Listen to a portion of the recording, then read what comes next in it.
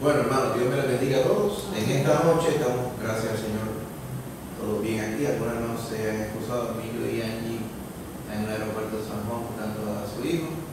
Josué sobre una complicación, no va a poder llegar ahora con ellos, pero ellos están bien.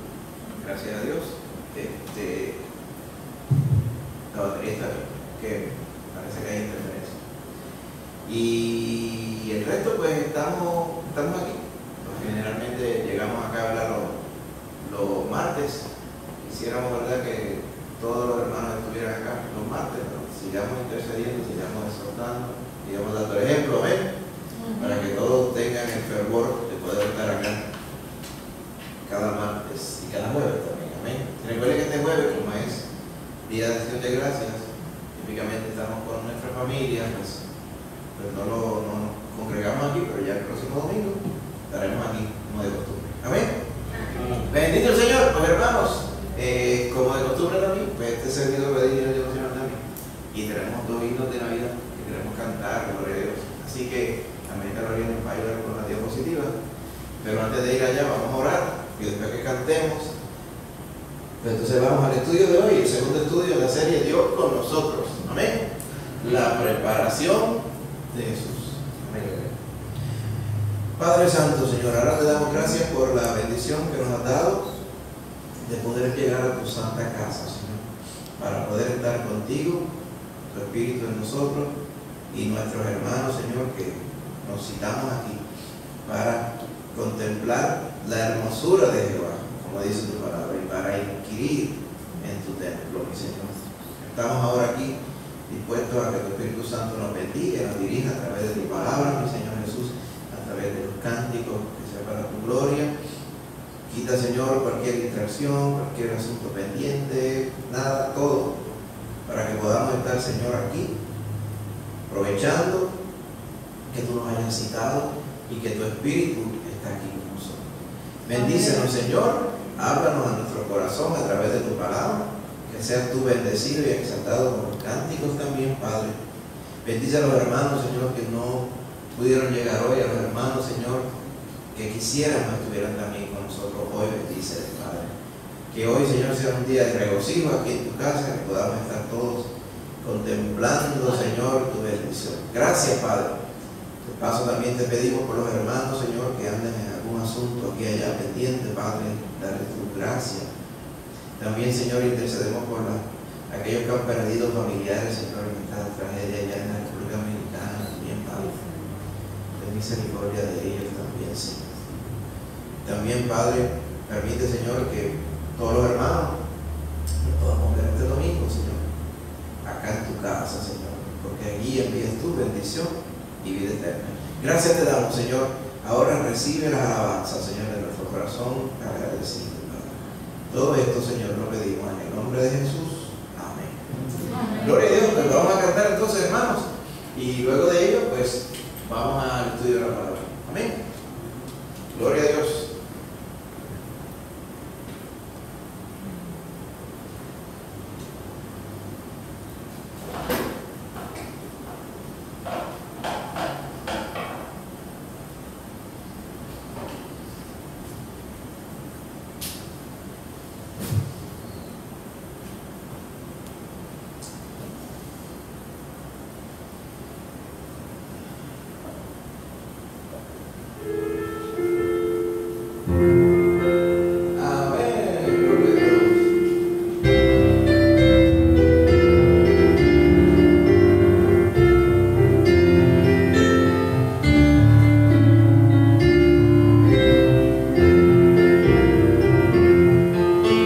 Yeah.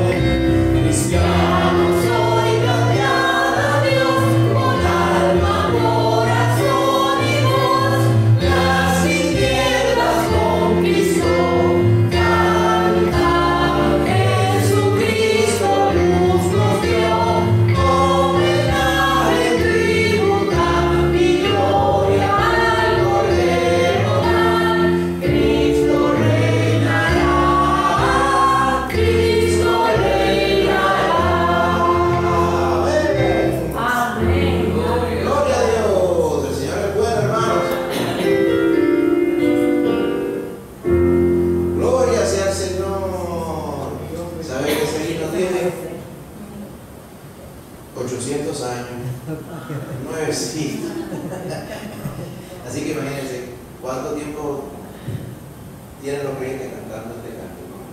Soñando la mañana. Así que mire, vaya, para que usted vea la bendición que ha sido esto a través de este cántico, a través de todas las épocas. Vamos a cantar la primera estrofa, hermanito. Con ella después vamos al himno 132. Sí, dale, hermano. Es ahí, la primera estrofa.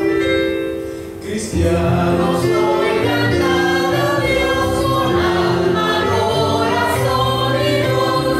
Canta nueva, proclamar, cantar. Jesucristo vino ya. Quedan niños sin temor. En este mundo el Redentor. Cristo ya nació. Cristo ya nació. El Señor es bueno. Bendito sea el Señor. Antes de ir al próximo canto, hermanos, quisiéramos presentar al Señor lo que Él haya puesto en nuestro corazón. Él querido nuestro hermanito James, amén, que nos ayude con esto. Y después cantamos el himno 132. Oramos. Primero. Señor, te bendecimos y te damos gracias por el privilegio de estar en este lugar, Amén. reunidos como hermanos. Gracias, mi Señor, por tanta bendición que tú derramas sobre nosotros. Prepara ahora nuestros corazones, mi Señor, para ofrendar de la manera que tú nos indicas a través de tu palabra. Ayúdanos, Padre Santo, a siempre tener en cuenta quienes sacrifican, Padre Santo, todo para poder proclamar tu palabra y ayudarnos a nosotros a siempre contribuir para la obra que tú nos das. Amén. Quédate con nosotros ahora también y bendice estas ofrendas y diezmos porque te lo imploramos en el nombre de Jesús. Amén. Diga, diga.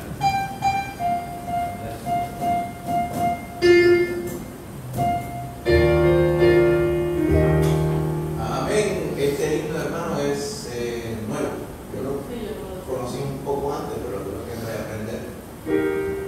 Oh niños, venid. Aquí no hay niños, pero es para todo el mundo.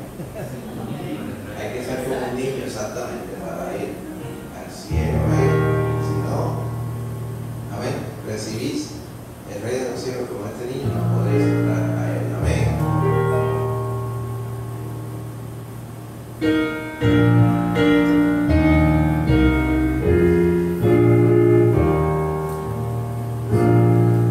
Oh niños de todos los pueblos, venid, los cantos de ángeles viles oíd, en un pueblecito llamado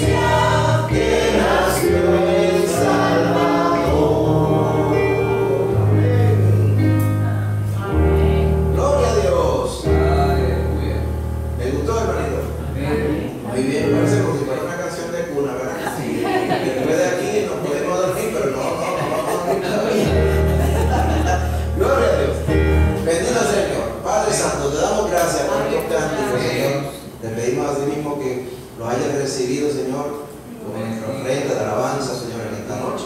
Permítanos ahora, Padre, que nos dirijas a través del estudio de tu palabra. En nombre de Jesús lo pedimos todo. Amén. Amén. Gloria a Dios. Gloria al Señor. Gloria a Cristo. Y la melodía parece de esos que uno encuentra en las cajitas de música que le ponen a los niños. Amén.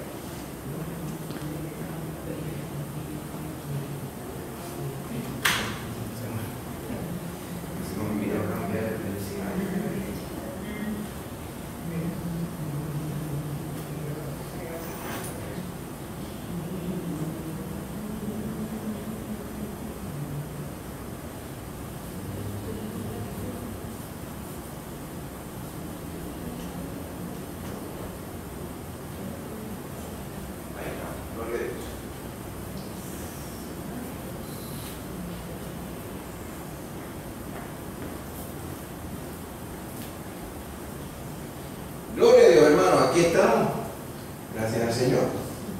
Y como le dije, el segundo estudio de la serie Dios con nosotros, que viene a ser el volumen 5 de la otra serie más grande que se llama Unidos en el Evangelio.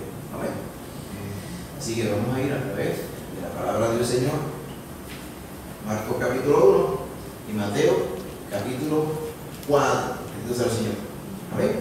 Y obviamente, habiendo hablado la vez pasada y hoy, el enfoque en el Señor Jesús, vamos a ver un poco de la niñez, de lo poco que nos narra la palabra acerca de la niñez, pero también vamos a hablar ya cuando comienza su ministerio. A ver, el enfoque, esa preparación es lo que estamos hablando. La preparación, como usted va a ver, la vamos a imaginar, porque la palabra del Señor no nos habla en detalle. A los 3 años Jesús aquí, a los 5 acá, a los 6, a los 7, a los 8. Esta fue la escuela no, esos detalles, la palabra no nos relata nada de eso. Un poquito al principio, lo llevan al templo, después cuando fueron un día a Jerusalén y él se requedó discutiendo la palabra de Dios con los doctores de la ley. Y después de ello, vemos que aparece Juan el Bautista. O sea, hay una brecha quizá de 20 y pico de años. ¿Okay? Quizá, si se estima, 30 años, 22 años, desde los 8 años hasta los 22, no hay detalles porque entendemos que no son relevantes. Lo entendemos nosotros, entiendo que el Señor también entiende que eran relevantes. ¿Okay? Sin embargo, en el folclore,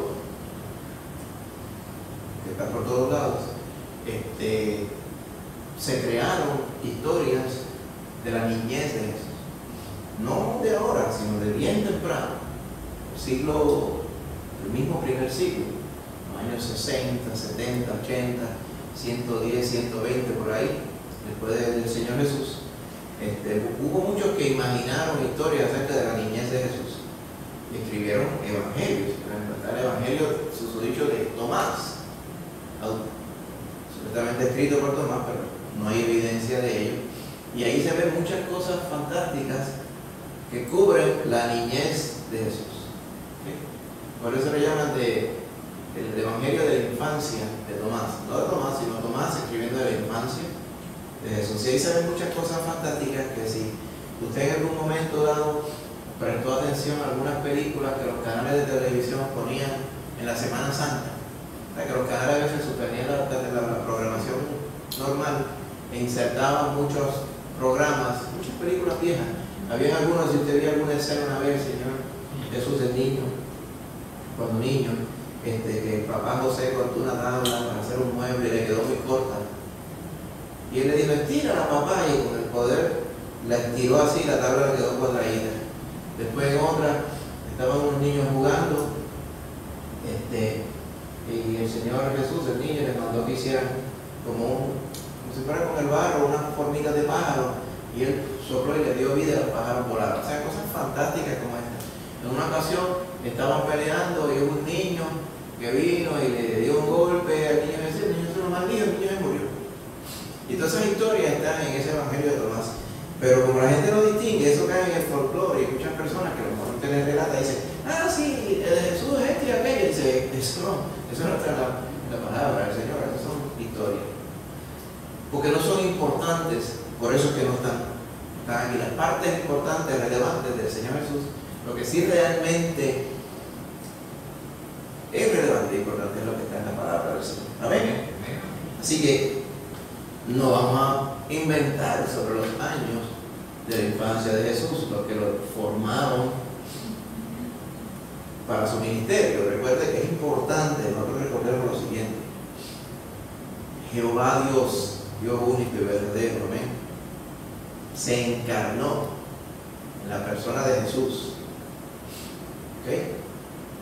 Tomó forma de siervo, como dice Filipenses, o sea, tomó un cuerpo como el de nosotros, amén, pero no dejó de ser Dios.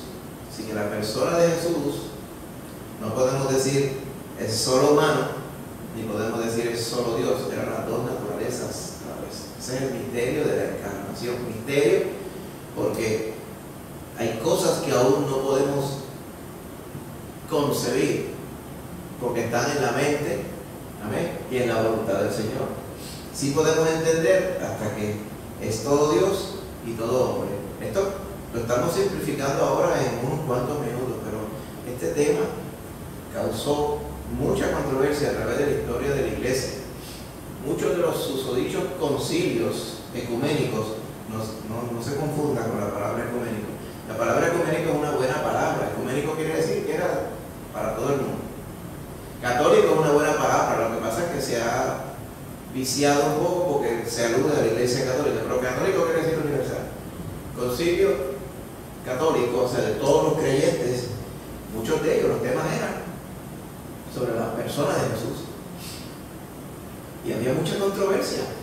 En los tiempos que Juan escribe las cartas, era para contrarrestar ya mucha falsa enseñanza respecto a Jesús. O sea, no se habían muerto todos los apóstoles y ya estaba la falsa enseñanza acerca de que no pudo haber sido Dios encarnado, porque Dios no podía morir. Y esa controversia entre lo humano y lo divino, que muchos querían como que pretender definirlo por completo, y la realidad es que no lo podemos definir. Es igual que el otro tema, muchas personas tropiezan y se confunden con la predestinación. Amén.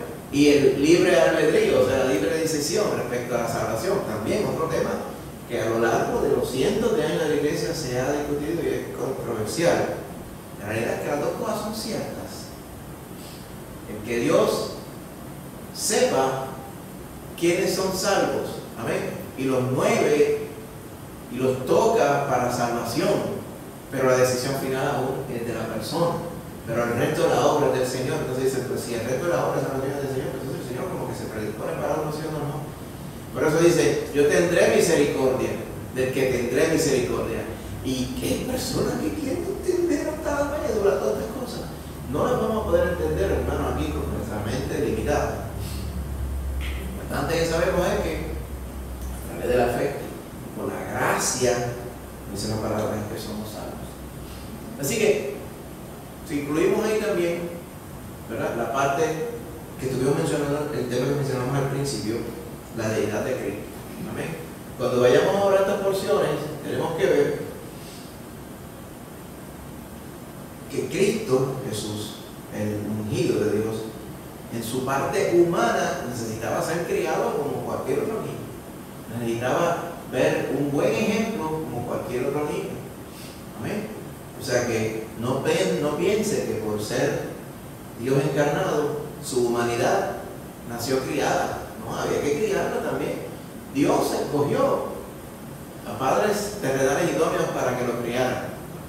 Se decía de José que era un varón justo, y de María, pues ni hablar, ya te ve. Él lo ha hecho así, el primero que apareciera, él buscó aquellas personas ideales para llevarlo. Y lo rodeó ciertamente de todas las experiencias necesarias de su niñez hasta que llegó adulto para formar la parte humana. Pero Jesús tuvo que batallar con la parte humana, con su parte humana, igual que nosotros batallamos con nuestra parte humana. Por eso es que dice, y él, ¿verdad?, es que se dice Hebreo que puede perfectamente compadecerse por nuestra situación, porque Él mismo fue tentado en todo, pero, un gran pero sin pecado. Así que si usted piensa que las tentaciones que le vienen a usted son descomunales y el Señor podría pasar por su mente la ignorancia de decir, el Señor no necesariamente me entiende, créame que Él entiende. Amén. Porque si alguien pudo ser objeto de la maldad, de la tentación del diablo y de la carne misma, fue Jesús. Pero dice que fue sin pecado. Así que de ese Jesús que vamos a estar hablando hoy. Amén. Así que ese rescate prometido, ¿se acuerdan de la unidad anterior? El rescate prometido. Fuimos a través de los profetas, como los profetas hablaban de cuando viniera ese gran día del Señor, ese rescate, ese redentor, pues ya ese tiempo estaba llegando. En este estudio vamos a ver los detalles, ¿ok? Cualquier persona común y corriente hubiera esperado que ese Salvador, ese Redentor o Rescatador hubiera llegado con bombos y platillos y con gran, como dice, fanfarria, ¿sabes? Anunciando ahí el gran evento universal del planeta, que lo era, pero no llegó así. Amén. Y a través de ello vamos a ver esa gran verdad de la palabra del Señor. Nació de la manera más humilde que se puede imaginar. El lugar donde lo pusieron siempre no falla, no hay ningún cuadro que no sanitice la escena. ¿Okay? Pero como los cuadros no pueden llevar la otra dimensión, que es la peste estaba ahí también. ¿Okay? El lugar donde lo pusieron era un comedero. ¿Okay? Donde los animales comían y hacían 20 cosas allí. El alrededor también estaba con todos los olores característicos. Ahí había jatones, ahí había liendres, ahí había piojos, cuánta cosa había. Y eso no había sido sanitizado simplemente porque el Hijo de Dios iba a nacer allí. Adrede nació allí. El asunto de no encontrar lugar en el mesón no es casualidad. ¿Okay? Ni el detalle con el que se nos narra el lugar donde nació Jesús. Tampoco es casualidad. Así que todo ello es parte del plan de Dios para cumplir lo que estaba escrito del Señor acerca de humillarse hasta lo sumo. Amén. No solamente en la muerte de cruz, sino en su nacimiento. Estoy seguro que ninguno de nosotros ha nacido en esas condiciones que nació el Señor Jesús. ¿Okay? Así que ese nacimiento que muchos considerarían desafortunado, ¿okay?, fue el cumplimiento de las promesas de Dios que se remontan al jardín del Edén, donde el Señor le prometió a Adán y a Eva, amén, que iba a haber guerra entre la simiente, o sea, la descendencia del diablo y la descendencia de Dios. Amén. Y esa lucha, amén, por la salvación de las almas, este es un capítulo esencial. Entonces Dios completa su promesa de enviar al Redentor del mundo. Y sí sabe que la obra del Señor Jesús no es válida solamente de ahí en adelante, es atemporal. O sea, el sacrificio de Jesús es el que redime la humanidad entera. Considere que los que estaban antes de Jesús y creyeron en Jehová para salvación, su pecado es perdonado en virtud del que iba a morir en la cruz. Si quiere llamarlo que se le perdonaron a crédito, lo que Cristo pasó, lo voy a llamar así ya que usted entiende ese concepto. Pero la realidad es que la sangre de Cristo es la que perdona todos los pecados de todo el mundo, sin importar el tiempo. Cuando consideramos las condiciones del nacimiento de Jesús, ¿cómo reflejan esas circunstancias de ese nacimiento su identidad y su misión en el mundo? Las condiciones en las que nació, la humildad en la que nació, la ignominia, o sea, no le fue anunciado a la humanidad entera, solamente un pequeño grupo de personas lo vio. Nació de noche en un pastizal por allá que solamente habían pastores cerca por allí. O sea, es un evento que pasó desapercibido, a no ser porque el Señor lo redactó en estas palabras que nosotros leemos. Ahí está Rosana. Pues algo que se me ocurre es que... Sígueme el micrófono para Rosana. Usar el micrófono. Muy bien. Que como él nació de esa manera en un lugar bien Él vino, su identidad y su misión para salvar a todo el mundo, desde el más humilde hasta el más de arriba, porque si hubiese nacido en un lugar con mucha cara y eso, pues entonces los pobres hubiesen dicho, pues eso es para los ricos, no para los pobres. Pero vino para todo, desde el más bajo hasta lo más alto. Amén. Amén. Podríamos modificar que entonces los de pompa tendrían un poquito de problema con que hubiera nacido tan humilde, ¿verdad? Pero si usted viene a ver, cuando más adelante el Señor dice, porque el Hijo del Hombre no vino para ser servido, sino para servir y después dar su vida en rescate de muchos. Amén.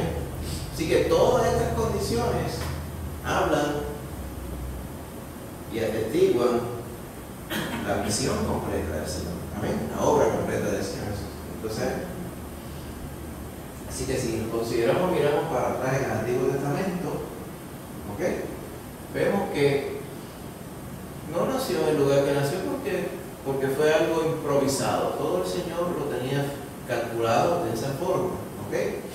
Muchas personas, como está pasando hoy día, nosotros podemos decir, la segunda venida del Señor se tarda. Muchas personas dicen, Pedro argumenta que la gente dice, el mundo dice, ¿y dónde está la promesa de su venida? Dice, porque las cosas siguen igual, no acaba de venir. Pero si nos remontamos a los siglos antes de que viniera por vez primera, ese argumento lo podrían hacer muchas personas. Todos estos de Israel, varones de Israel, que habían escuchado las profecías, que iba a venir el Mesías, iba a venir el ungido, el hijo de David. Mire, eso llevaba siglos. Esa profecía no acaba de llegar. Se acabó la revelación escrita del Señor y aún así hubo un periodo de 400 años de puro paréntesis, donde no parecía que el Señor esperaría que se contestara, ni nadie esperaba que el Señor contestara, y el Señor contestó. ¿Okay? De esa misma forma, podemos decir que no fue así a lo loco, improvisado. Dios no hace nada de esa forma. ¿Ok? Dios había estado preparando el mundo para esa primera venida de su Hijo. Amén. El pueblo estaba esperando, no todos estaban esperando, no todos estaban esperando al que Dios iba a enviar, a cómo Dios se iba a encarnar. Muchos tenían diferentes ideas de lo que debería ser el Mesías prometido.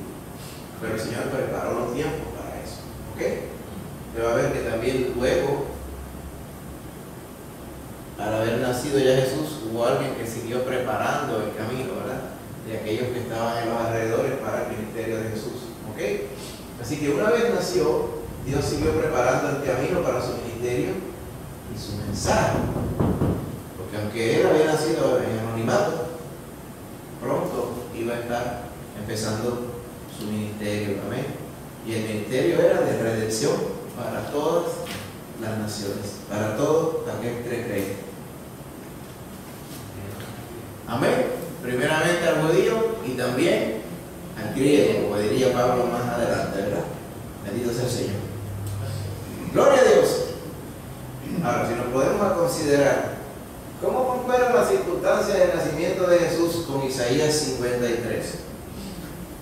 Esa pregunta no era ahorita, esa pregunta la convertimos. La pregunta diría, ¿qué repercusiones tiene la circunstancia del nacimiento de Jesús sobre tu vida y tu misión como seguidor de Cristo? Y no me gustaba esa pregunta, así que la cambiamos mejor. ¿Qué paralelo tú ves entre Isaías 53 y el nacimiento de Jesús como se nos narra en los evangelios? Amén. Ese siervo sufriente, ¿verdad? Amén. Exacto. Sí. Versos que podemos citar de allí. Bueno, a mí me recuerda más como que a la cruz, pero no al nacimiento, así que tengo que ir otra vez a repasarlo. Isaías 53, 2. Subirá cual renuevo delante de él, como a raíz de tierra seca. No hay parecer en él ni hermosura. Le veremos, mas sin atractivo para que le deseemos. O sea, no representaba nada especial. Despreciado y desechado entre los hombres, varón de dolores, experimentado en quebranto. Ahí está hablando más de su vida adulta y su sacrificio. Y como que escondimos de él el rostro, fue menospreciado y no lo estimamos. O sea, aquí no hay nada que hable de pompa, y gallardía y resaltes y fanfarria, como decíamos al principio. Todo habla, ¿ok?, de un contraste, porque mira el verso 13, capítulo 52, dice: he aquí que mi siervo será prosperado y será engrandecido y exaltado y será puesto muy en alto.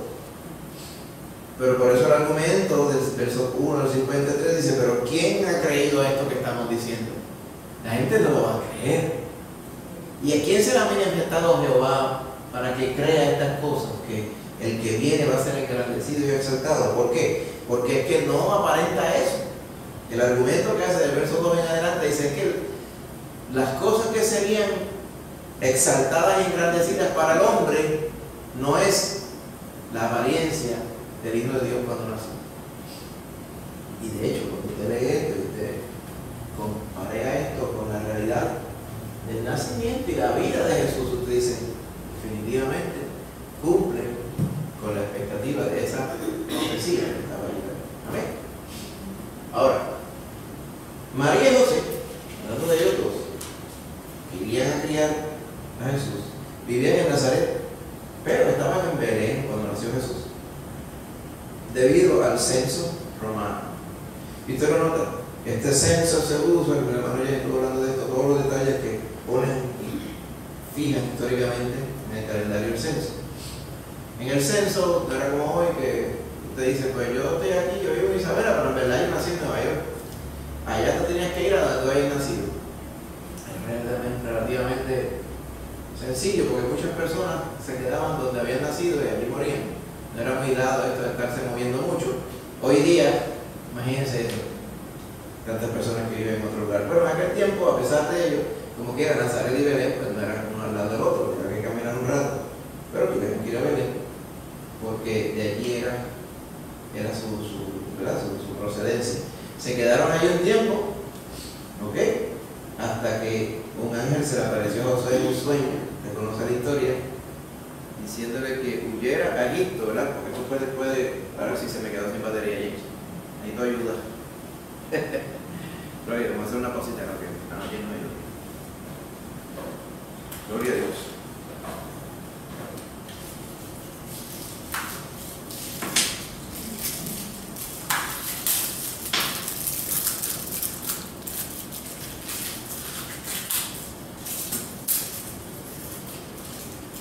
Estos no son frustration free.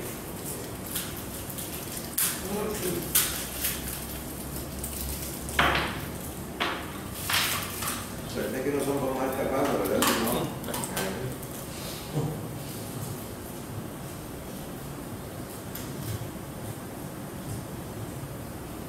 Bueno, gloria a Dios, gracias, mi James. Amén. Aquí estamos de vuelta. Cuando el Señor Jesús nació, y hablamos del nacimiento, allí en Belén se quedaron un tiempo, amén, antes de regresar a Nazaret. Allí el ángel nuevamente se le aparece en un sueño a José y le dice: huyan a Egipto para proteger su vida del rey Herodes. ¿Se acuerda del rey Herodes? Cuando habían venido los magos buscando al rey de los judíos que había nacido.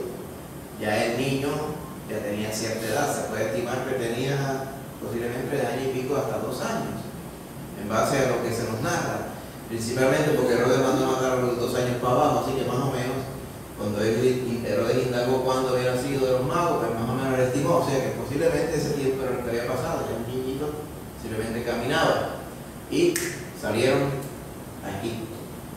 Allá en Egipto estuvieron también un tiempo hasta que Herodes murió. Cuando ellos escucharon que Herodes murió, entonces regresaron, ¿verdad?, dirigidos por el Señor, regresaron a Nazaret. ¿Okay? Estos son los únicos detalles que conocemos de esa primera infancia. La primera infancia es, bueno, los primeros 2 o 3 años, no sabemos nada más. Eso es todo lo que nos narra la palabra. Cualquier otro detalle que usted haya escuchado son invenciones de personas que no vamos a juzgar su intención, pero en realidad no son bíblicos como la verdad. No hay ningún otro detalle adicional. ¿Ok? Así que, un resumen que nos hace Lucas de esa primera infancia o primera porción de la infancia de Jesús. Está en Lucas 2:40, dice: y el niño crecía y se fortalecía y se llenaba de sabiduría y la gracia de Dios era sobre él. Ya con eso Lucas resume un montón de años acerca de la niñez y la adolescencia del Señor Jesús. Amén. Ahora, ¿por qué sería entonces que la Biblia no nos da tanta información como nosotros quisiéramos sobre esos primeros años de la vida de Jesús? ¿Qué piensan? No es necesario que lo sepamos, porque si no lo hubiese puesto. Bueno, hacía falta. No que no nos hubiera gustado. Más detalles y cosas así. Pienso yo que hoy en día hay tanta gente que están infatuados con el niñito Jesús, con tan poca evidencia que hay de sus detalles. Imagínense si hubieran dado muchos detalles de Jesús. Y Jesús haciendo milagros aquí y allá, y entonces todo el mundo tuviera un culto al niñito Jesús montado, pero con profundidad. Porque las personas que dicen que se agarran de esa parte folclórica sin entender el verdadero contexto, ahí todo bien. Sí, ahorita estaba citando también un pasaje de la palabra que nos dice que Dios tendrá misericordia del que tenga misericordia y no tendrá misericordia del que no tenga misericordia. De igual manera, Amén. el Señor pues nos revela lo que Él quiere. Exacto. Y se reserva lo que no necesitamos saber. Exacto. Un ejemplo, ¿cuándo viene el Señor Jesús? Fíjate cómo dice que es parte del misterio también. El Hijo no lo sabe el Padre. Pero si usted se pone a buscar y dice, pero es que el Hijo está en el Padre está en el Hijo, no es que. Y entonces dice, espérate, pero ¿qué es lo que está diciendo? El día y la hora de Dios no sabe sino mi Padre que está en los cielos. Amén. Más adelante va a decir otras cosas que no son de su venida, pero habla de aquellas cosas que le son dadas para entender, o sea, el misterio del Rey de los cielos, que algunas cosas le son dadas a unas personas y otras personas no. ¿Y cómo es eso? Bueno, él le quería decir a los discípulos que realmente amaban al Señor y estaban interesados en servir y creer en el Señor, dice, a ellos les era dado comprender los misterios del Rey de los cielos, ¿verdad? Por eso es que él les hablaba por parábolas a las personas, para que se siguieran confundiendo ese entendimiento, porque aún incentivando las preguntas por medio de las parábolas, la gente no le preguntaba porque no estaban interesados en nada, pero los discípulos, amén. Esos misterios, esos detalles de lo que se nos da la palabra es precisamente cosas como esa, ¿verdad? No, el Señor no entiende que a nosotros no es necesario saber cuándo va a venir el Señor. Lo que necesitamos saber es que si viene. Cuando viene, no es importante. Si viene, eso sí que es importante. Y Él se encargó de que entendiéramos que eso sí era importante, como hemos estado viendo últimamente los domingos. Amén. Ahora, esos primeros años de la infancia, ¿amén?, son los que se narran. El otro detalle, el único detalle adicional a esos primeros añitos es cuando Jesús con su familia va a Jerusalén para celebrar la Pascua.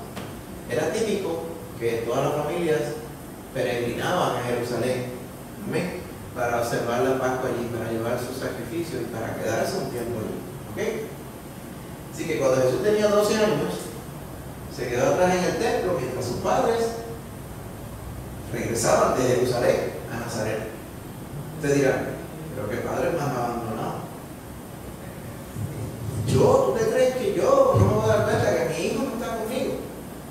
Pero es que son circunstancias diferentes. Hoy en día usted se monta en su carro y usted mira para atrás, ahí están los nenes montados. Aquí está el chiquito del cárcel, se cuenta y dice, somos 5 vemos, 5 nos vamos. Pero en aquel tiempo la gente no viajaba así, la gente viajaba en caravana. Estaba la caravana del grupete de Nazaret. Y ellos venían y los niños iban, pues más para adelante iban los tíos, los primos, los vecinos, aquí que van todos en el grupo caminando para atrás y para adelante. Y ellos presumieron que en el grupete, se va el grupete de Nazaret, caminando a Nazaret un montón de días, pues que en ese grupete iban a Jesús. Y a lo mejor Jesús estaba con familia carnal que tenía. Que a los varios días ellos se dan cuenta que Jesús no estaba. Y preguntaron alrededor y no lo encontraron y se perdió el niño. Imagínense. En ese evento, cuando sí lo encuentran allá en Nazaret, es este evento, el único evento que se nos narra de su niñez como tal. segundito que no. Un segundito que parece que. Ok. No.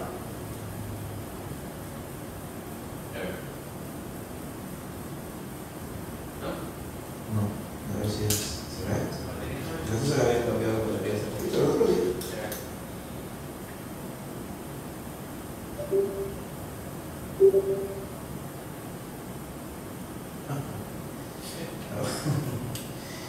Bueno. Vamos a ver. Es raro porque le funciona. El láser le funciona, mira, perfectamente. Pero no quiere funcionar. ¿Será que ahora pasa? No, el Jace le va a funcionar. Ella funciona para aquí. Bueno. Es raro, ¿verdad?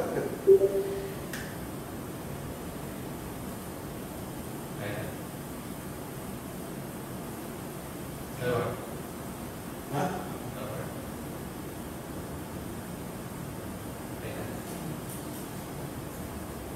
No, mira, ahí está. Ahí está, ya no está.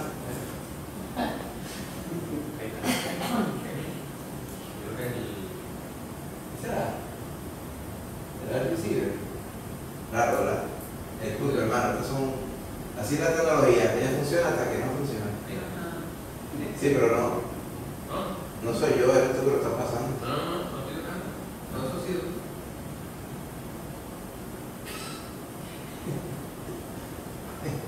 Ok, vamos a darle para adelante, vamos a ver hasta dónde funciona. Amén. Ahora sí, ahora parece que sí. Ok, muchas gracias. Ok, cuando se dieron cuenta que Jesús estaba, se formó el corre-corre, como se formaría en nuestra familia, ¿verdad? Cuando regresaron, encontraron con los maestros de la ley. Un niño de 12 años discutiendo con los maestros de la ley. De lo que él diría, en la cátedra de Moisés se sientan los escribas y los fariseos. De ellos mismos dirían, hacer lo que ellos digan, pero no hagan lo que ellos hacen, porque dicen y no hacen. Pero en ese momento no estaba en esa etapa. Él estaba hablando con ellos y se maravillaba de la sabiduría que había de un niño de 12 años.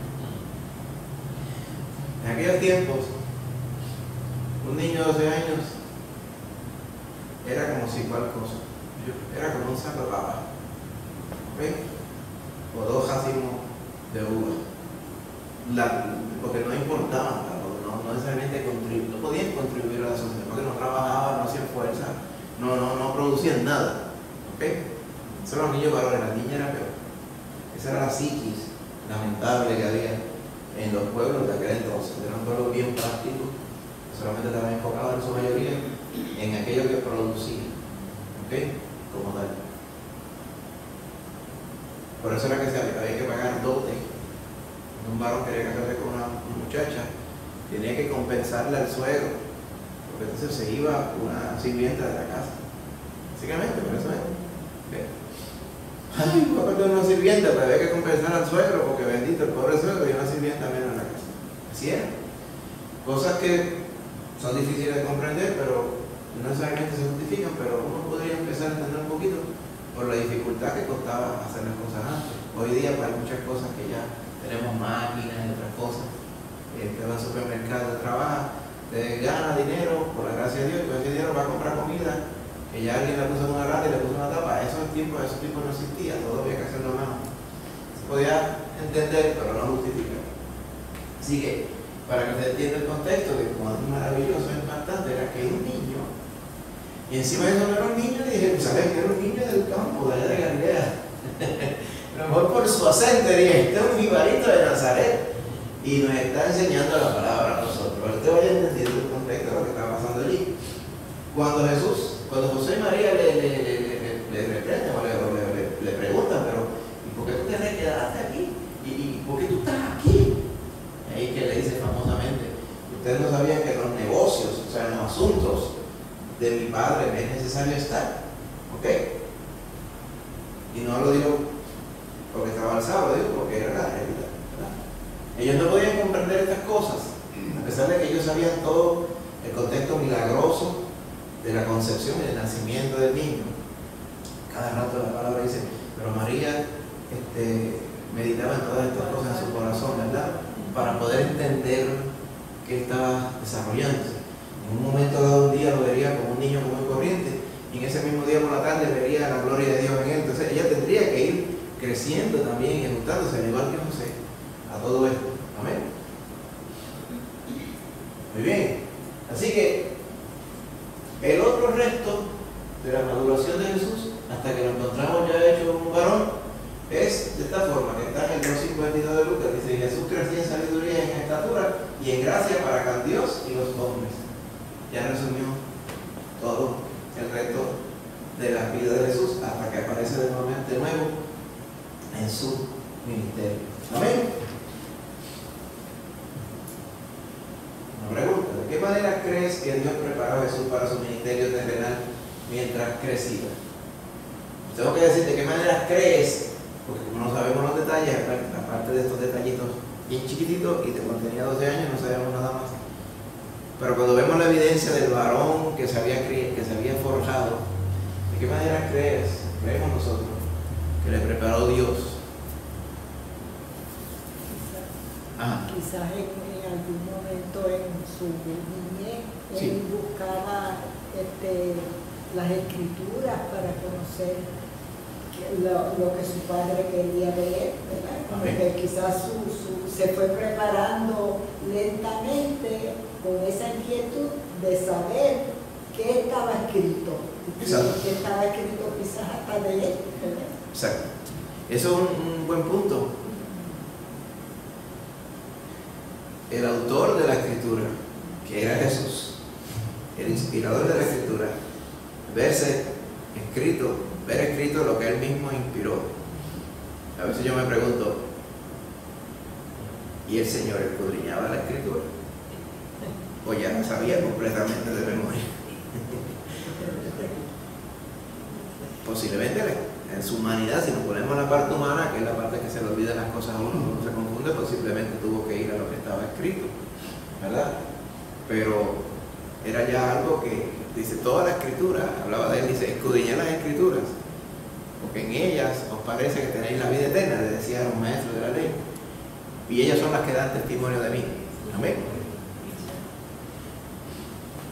Habrá usado a sus padres también, sus padres idóneos que fueron, ¿verdad?, comisionados para criarlo, para levantarlo también. Sí.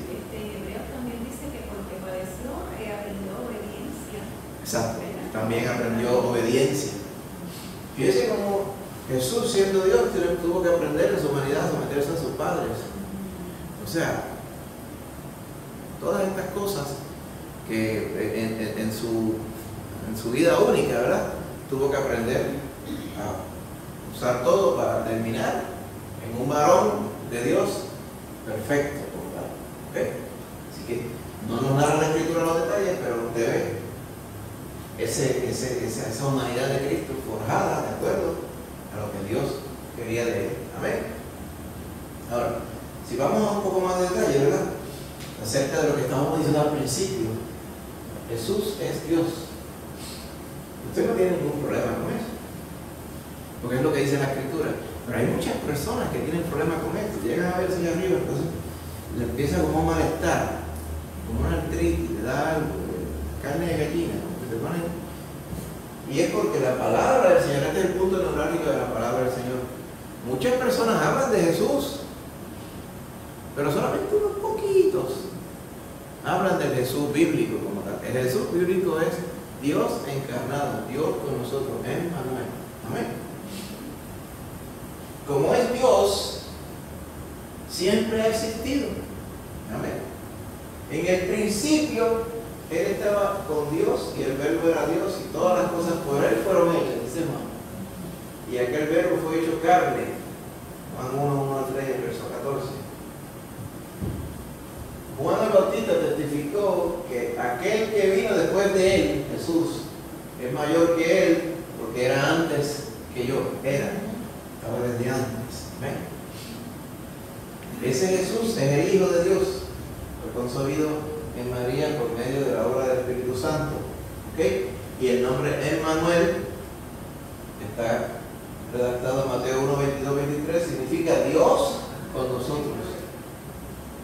O sea, no es que Dios está de parte de nosotros, es que Dios era con nosotros mediante la persona del Señor Jesús. Eso es lo que se Immanuel, Dios aquí, lo que quiere decir. ¿Okay? La voz del cielo, cuando en el bautismo proclamó sobre Jesús: tú eres mi hijo amado, en quien tengo complacencia. Amén. Es digno de adoración. ¿Okay? Los hombres sabios adoraron a Jesús cuando fueron a verlo allá en su casa en Belén. Cuando caminó sobre el agua, los discípulos le adoraron también. Cuando él se encontró con ellos en la barca, también en la orilla. Y las mujeres que fueron a la tumba le adoraron también.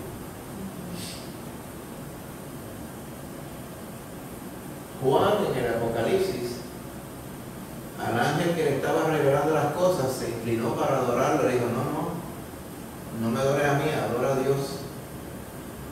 Pero cuando Juan ve al Cristo resucitado y poderoso, dice que caí como muerto a sus pies, en adoración también. Amén. Y estos detalles, como usted no mira en la Escritura, ilustra la adoración a quien se le debe adorar, ¿verdad? Dios mismo, Jesús siendo Dios. Ahí está Rosana. O sea que, por ejemplo, los testigos de Jehová pueden leer eso en el Nuevo Testamento y ver que están adorando a Jesús, que es Dios. Pero Sí. ¿no quieren aceptar eso entonces? No. Los testigos de Jehová son los seres más creativos en cambiar el significado de las Escrituras. O sea, ellos van al texto griego y dicen: todas estas palabras están aquí. Vamos a buscar un tetris bíblico aquí para cambiarles el orden de forma tal que las traduzcamos y digan otra cosa. Primera de Juan 5, el último verso. Este es el verdadero Dios. Estamos en el verdadero, en su Hijo Jesucristo, dice. Este es el verdadero Dios y la vida eterna. Y dice: hijitos guardados de los ídolos, ¿verdad? ¿De qué es ese texto? Ellos lo cambian. Estamos en el verdadero, en Dios. Y dicen el Padre, Dios es Padre, ¿verdad? Y lo transversan todo para que el sujeto de toda esa oración, amén, el sujeto de toda la oración sea el Padre y no el Hijo, porque el sujeto de todo ese verso es el Hijo. Pero ellos lo cambian desde el principio para que de por ahí para adelante se pasen hablando de Jehová Dios. ¿Por qué? Porque quieren la salvación sin el Hijo. Por eso el Señor Jesús diría: el que tiene al Hijo tiene la vida, el que no tiene al Hijo no tiene la vida. Esta es la voluntad del Padre que me ha enviado, que creáis en el Hijo. Amén. Y a través de él tenemos la vida eterna. Pero hay tantas porciones que te dicen: wow, ¿cómo el Señor tenía tanta sabiduría para saber que en estos tiempos habría un montón de personas que dirían: yo Jehová, pero sin Cristo no me hace falta. No solamente los judíos, sino los de hoy también. ¿Ok? Y por ende, Jesús es el Jehová del Antiguo Testamento. Usted busca y estudia con calma todas aquellas veces donde hablaba del ángel de Jehová. El ángel de Jehová. Y también otras referencias en las profecías. Juan el Bautista era el mensajero de que Dios usaría para preparar el camino para Jesús. ¿Ok? Cuando dice Malaquías, dice: he aquí os envío el profeta Elías, antes que venga el gran día de Jehová, grande y terrible. ¿Y quién se encarnó? Jehová, grande y terrible, en la persona de Jesús. ¿Okay? Así que, por eso el Señor Jesús decía: escudriñad las Escrituras, porque ellas son las que dan testimonio de mí. También, cuando vemos allá en Isaías 40, la misión de Juan el Bautista era preparar el camino del Señor. ¿Y qué Señor fue el que vino? Jesús. Ese Señor, ese Adonai, ese Elohim es Jesús mismo también. Amén. Isaías 40. Enderezar calzada en la soledad para el Señor. Bendito sea el Señor. Así que en todos estos estudios pretendemos ver a Cristo Jesús. Si hay un pasaje en la Escritura que usted dice: no, aquí yo no veo a Cristo Jesús, me muestra cuál es. porque todos ellos, si usted los mira, hablan del autor de la salvación. Amén. Dios declaró que Adán era bueno, ¿verdad? Pero no obedeció a Dios y todo el mundo experimentó las consecuencias de su pecado. Hoy nos llega. Jesús es el segundo Adán. Pablo haría este argumento en la carta a los romanos. Amén. El primer Adán y el postrer Adán. El primer Adán era el Adán de verdad y el postrer Adán era el Señor Jesús. A través del primer Adán todos el pecado entró y a través del segundo Adán el pecado es quitado. Amén. Así que vemos esa persona de Jesús como el segundo Adán que obedeció la voluntad del Padre. Amén. Su obediencia al mandato del Padre lo llevaron a ir a la cruz. Estamos hablando ahora de la humanidad, donde conquistó el pecado, entró al mundo por el primer Adán. Nos mostró que es el Salvador del mundo. El primer Adán y el postrer Adán, o sea, el segundo Adán. Ese es el Señor Jesús. Entonces, amén. Así que vamos a ver un vídeo, nos acostumbramos, para ir un poquito más de detalle.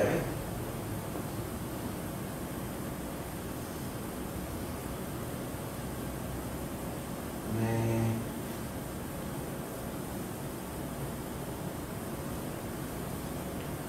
Supone que está automático.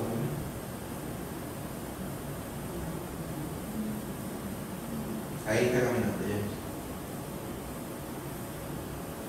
Ahora. Juan se paró cerca de la orilla del río Jordán, diciéndoles a todos que se prepararan para la llegada del Señor. Juan había nacido para este propósito, preparar el camino para el Mesías. Él era un profeta, y mientras predicaba, miles se relataron queriendo saber lo que deben saber para ser justos delante de Dios. Incluso los soldados se acercaron a este hombre que vestía ropa hecha de pelos de camello. Pero ahora, por fin, su propósito se había cumplido. Finalmente llegó el momento. El Mesías estaba aquí. ¡He aquí el Cordero de Dios!, gritó mientras señalaba a Jesús de Nazaret, el hijo de María y José, como si hubiera estado esperando toda su vida para decir esas palabras, como si todos hubieran estado esperando toda su vida, esperando durante siglos para escucharlas. Mirad, aquí está Él, el que los profetas dijeron que vendría, el que redimirá y restaurará al pueblo de Dios y gobernará desde el trono de David. Jesús caminó hacia Él y el Mesías pidió ser bautizado. Pero debería ser bautizado por ti, protestó Juan. Es correcto que hagas esto, dijo Jesús. Esta es la forma en que podemos cumplir toda justicia. Juan sumergió a Jesús en las aguas del Jordán, y cuando Jesús emergió, el Espíritu de Dios, el Espíritu Santo, descendió sobre él en forma de paloma y descansó sobre él. Entonces una voz proclamó desde el cielo: Este es mi Hijo amado, con quien estoy muy satisfecho. Jesús era el amado Hijo de Dios, con quien Dios estaba muy complacido. Entonces Jesús fue llevado al desierto. Durante 40 días Jesús oró y ayunó, preparándose para su ministerio. El último día, el tentador, la serpiente antigua del jardín del Edén, se acercó, lista para continuar el drama que comenzó poco después del comienzo. Adán, el primer hombre, era bueno, muy bueno. Era uno en quien Dios estaba complacido, pero entonces la serpiente se acercó a él y a Eva preguntando: ¿qué dijo Dios realmente? Y Adán dudó, fracasó en obedecer a Dios, subiendo al mundo en el caos y condenando a todos sus descendientes como esclavos del pecado. Ahora la serpiente volvió a hablar, segura de otra victoria. Sí, es el Hijo de Dios. Dos palabras añadidas, cambiando la declaración de Dios en una pregunta. Dos palabras tenían la intención de poner en duda la mente de Jesús, tal como lo hizo en las mentes de Adán y Eva. Sí es. 3 veces el tentador le habló de esta manera a Jesús. La primera, desafiándolo a usar su poder para su propio beneficio. La segunda, al presumir sobre el cuidado de Dios. Y la tercera, ofreciéndole todo lo que ya se le había prometido si abandonaba la adoración de su padre. Pero donde Adán sucumbió a la tentación, Jesús, con el Espíritu de Dios descansando sobre él, lo venció. Se negó a dudar. confió en el plan de su Padre para rescatar y redimir a su pueblo. El plan que el Padre, el Hijo y el Espíritu habían formado desde antes de la fundación del mundo. Él fue obediente y su obediencia arrojó al tentador lejos de él.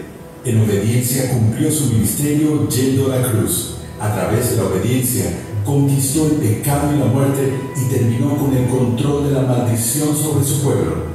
Por su obediencia, a todos los que confían en Él se les permite estar delante de Dios, recibir su perfecta justicia y ser recibidos en su familia como hijos amados. Y nosotros, que tenemos el mismo Espíritu de Dios viviendo dentro de nosotros, resistimos la tentación como lo hizo descansando en su identidad. Jesús, el que venció la tentación en nuestro lugar. Jesús, el Hijo de Dios, con quien el Padre está complacido. Amén.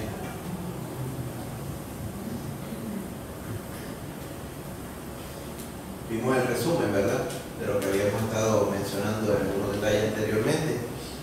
Y también vio el resumen acerca de la tentación de Jesús, que son porciones bíblicas que vamos a considerar ahora. Amén. ¿Cómo describirías el carácter y la función de Juan el Bautista en la historia del Evangelio? ¿Qué podemos aprender de Juan?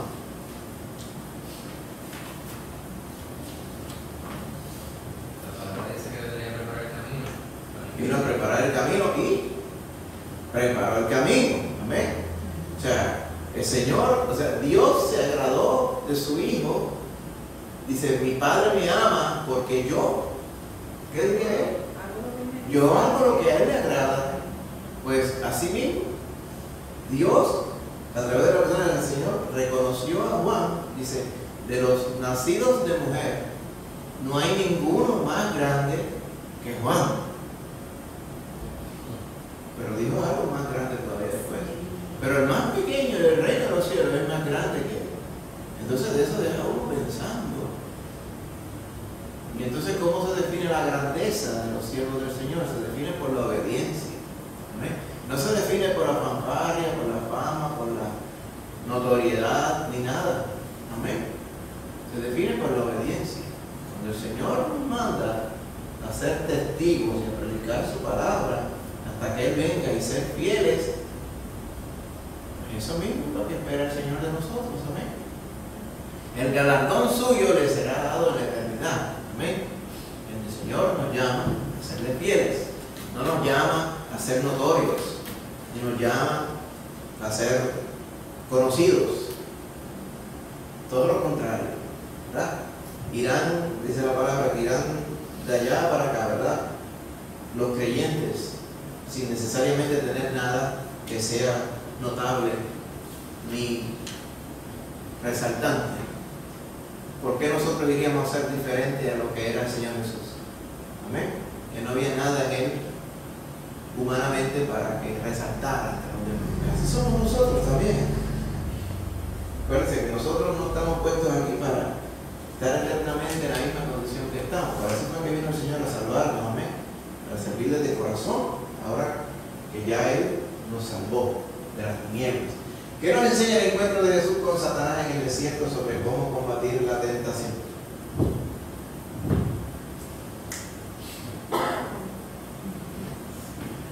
¿Cómo combatió el Señor Jesús la tentación? Con la palabra. Con la palabra. Y con el poder del Espíritu Santo. Y con el poder del Espíritu Santo. Satanás siempre tratando de desmentir y sembrar dudas. De eso es su especialidad. Me vio como la que me dejaba el video, dice, si eres tú, porque hay que ver si eres tú. ¿Qué valor, diríamos? ¿Qué fuerza de cara tenía el diablo puerco este? Mira cómo le decía, si eres. El diablo sabía que lo era, pero quería sembrar duda, no en la parte divina de Jesús, sino en su humanidad. Amén. Porque el espíritu es fuerte, pero la carne es débil. Amén. Así que vamos a ir a esa palabra ahora. Vamos a la primera parte, Marcos 1, del 1 al 8. Amén. Voluntario. Vamos a repartir las tres porciones. Marcos 1, 1 al 8. Mano Jane. Marcos 1, del 9 al 11. Rosana. Y Mateo 4. Amén. Del 1 al 11 también. ¿Quién quería comentar también que estaba Sí. preguntando cómo fue que el Señor combatió, ¿verdad? La tentación Sí, de Satanás. El domingo estaba, durante la predicación, estaba haciendo referencia a la armadura de Dios en Efesios 6. amén. Y el último elemento que presenta Pablo es la espada del Espíritu, que es la La palabra palabra de de Dios. Dios, por cierto. Y la palabra de Dios representada por la espada, como dice James, la parte que menciona la hermana brillante, el espíritu y la palabra, las otras porciones de la armadura, es lo que produce el espíritu. Amén. Exactamente. Muy cierto. Pues Mateo, ¿verdad? Mateo, no, Marcos 1, 1 al 8, lo va a leer el maestro James. Marcos 1. Está acá en la pantalla. Dice la palabra del Señor en Marcos 1, 1 al 8. Principio del Evangelio de Jesucristo, Hijo de Dios. Como está escrito en Isaías el profeta, he aquí, yo envío mi mensajero delante de tu faz, el cual preparará tu camino delante de ti. Voz del que clama en el desierto, preparad el camino del Señor, enderezad sus sendas. Bautizaba Juan en el desierto y predicaba el bautismo de arrepentimiento para perdón de pecados, y salían a él toda la provincia de Judea y todos los de Jerusalén, y eran bautizados por él en el río Jordán, confesando sus pecados. Y Juan estaba vestido de pelo de camello, y tenía un cinto de cuero alrededor de sus lomos, y comía langostas y miel silvestre, y predicaba diciendo: viene tras mí el que es más poderoso que yo, a quien yo no soy digno de desatar encorvado la correa de su calzado.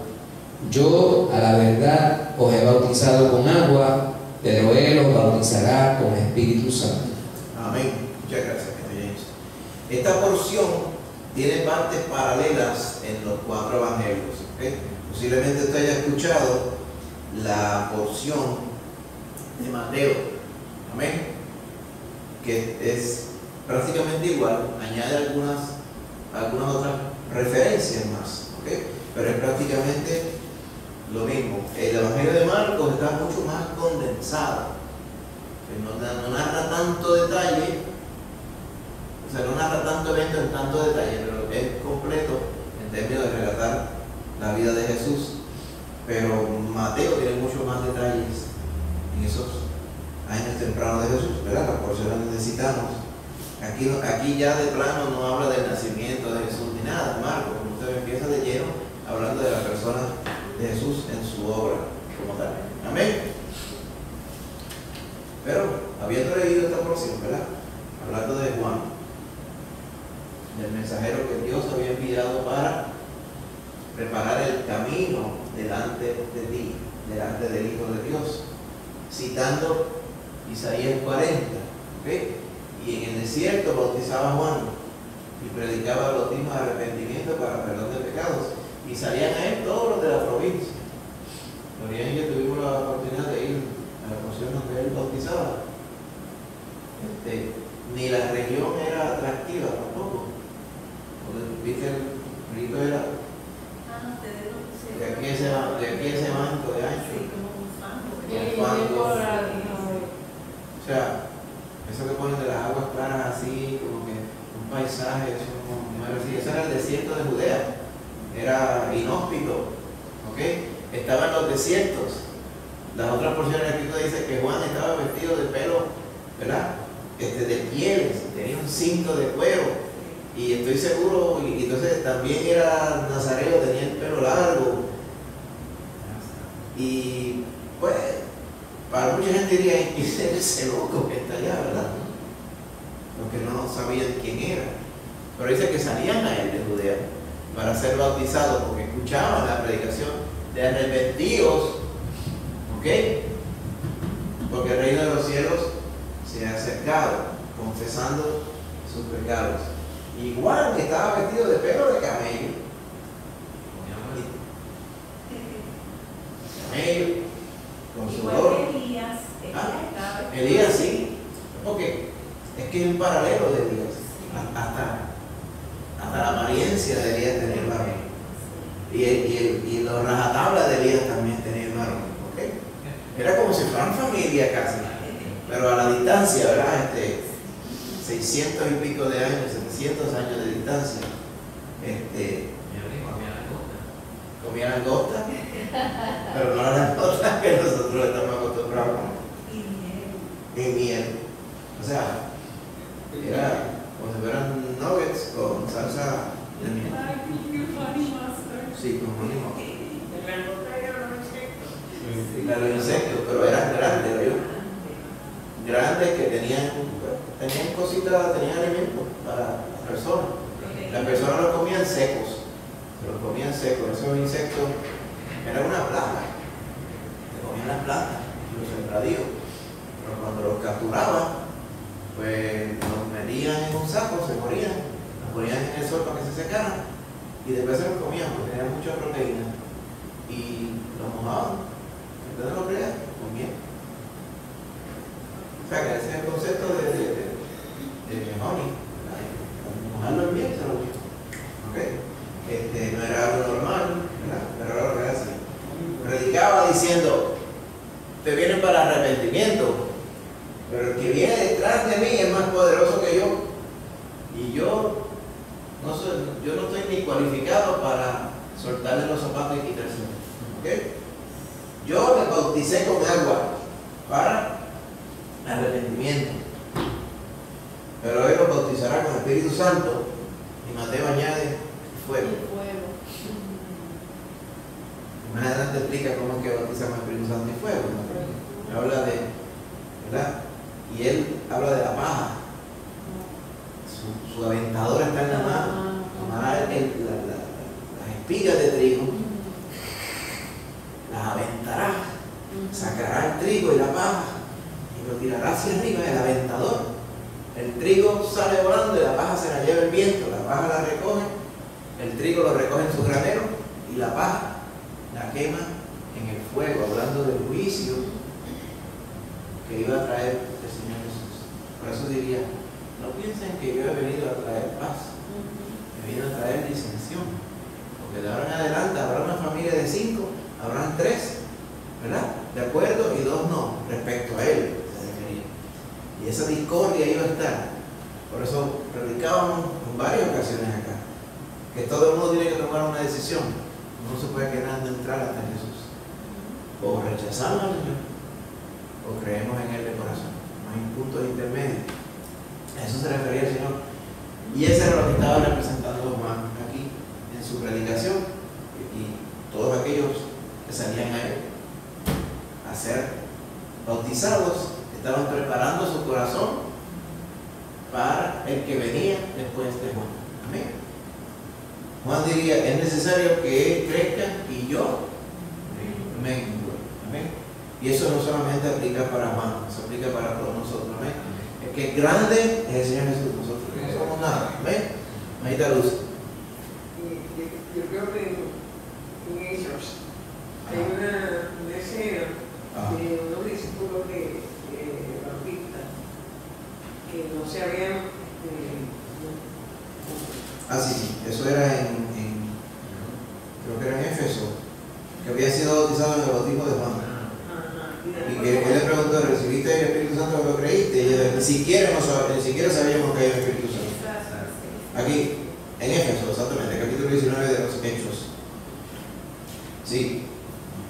Lo que pasa es que todavía era evidente de que la forma que se fue regando el Evangelio, quizá el Evangelio había llegado a Éfeso, pero todavía había personas en Éfeso que habían creído en el llamado de arrepentimiento de Juan, pero no habían escuchado a Jesús. Mira,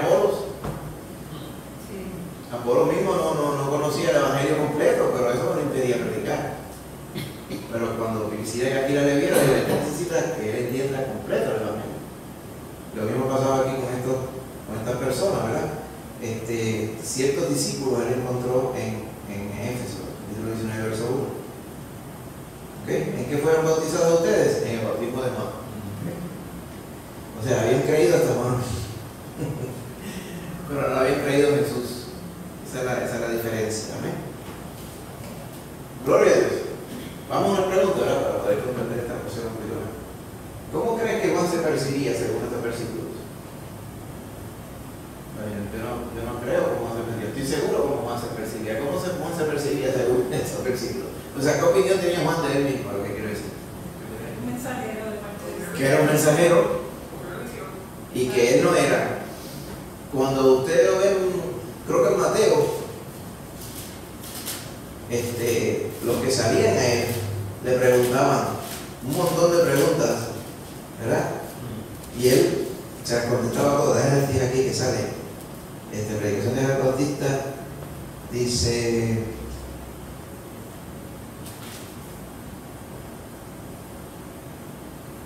pero aquí yo no sé, me parece que es en Lucas. Entonces le preguntaban, ¿eres tú el profeta? ¿Eres tú Elías? Pero literalmente Elías. Y él decía que no, yo no soy. ¿Quién eres tú? Yo soy la voz que anuncia en el desierto, preparar sendas en la soledad del Señor. Amén, exactamente. Debe ver si lo vemos aquí. Juan. En Juan era como yo pensé que era en Lucas, exactamente, gracias. En Juan 1:21 podemos ver la parte de la humanidad de Juan. Dice, los levitas y los sacerdotes le preguntaron, ¿tú quién eres? 1:19. Confesó y no negó, sino confesó, yo no soy el Cristo. Y le preguntaron, ¿qué pues? ¿Eres tú Elías? Dijo, no soy. ¿Eres tú el profeta? No, porque en Deuteronomio Moisés dijo, y aquí el Señor os levantará profeta grande entre ustedes. Y le dirán, ese profeta que no tiene nombre, ¿tú eres ese profeta? No. ¿Quién eres? Para que le demos respuesta a los que nos enviaron. ¿Qué dice de ti mismo? Dice, yo soy la voz de uno que clama en el desierto. Enderezad el camino del Señor, como dijo el profeta Isaías. Pues ya se lo contestó. Pero qué cosa, ¿verdad? La conexión con esto es que si ellos creían que él precisamente era ese, el que venía a preparar, enderezar la calzada para que viniera el Mesías, pues a quien anunciaba Juan era el Mesías. Pero no le creyeron. ¿Okay? No le creyeron. Amén. ¿Y qué podemos decir entonces del ejemplo que nos deja Juan acerca de la forma de vernos a nosotros mismos? Yo pienso que nosotros no importamos, lo que importa es que el Señor lo hace a través de nosotros. amén. ¿Sabe que cuando nosotros a veces usted se siente mal por algo porque de momento, oye, como que no me consideró, como que no me miró, como que no me habló? Si usted se considera que usted no vale nada, usted no se ofendería por ninguna de esas cosas, ¿verdad que no? Entonces a veces yo pienso, oye, como que me sentí un poquito mal y digo, es culpa de él. No es culpa de nadie, es culpa de nosotros. Si nosotros fuéramos, ¿verdad?, humillados hasta lo sumo como el Señor Jesús, pues entonces nada nos molestaría, porque sabíamos a qué atenernos, ¿verdad?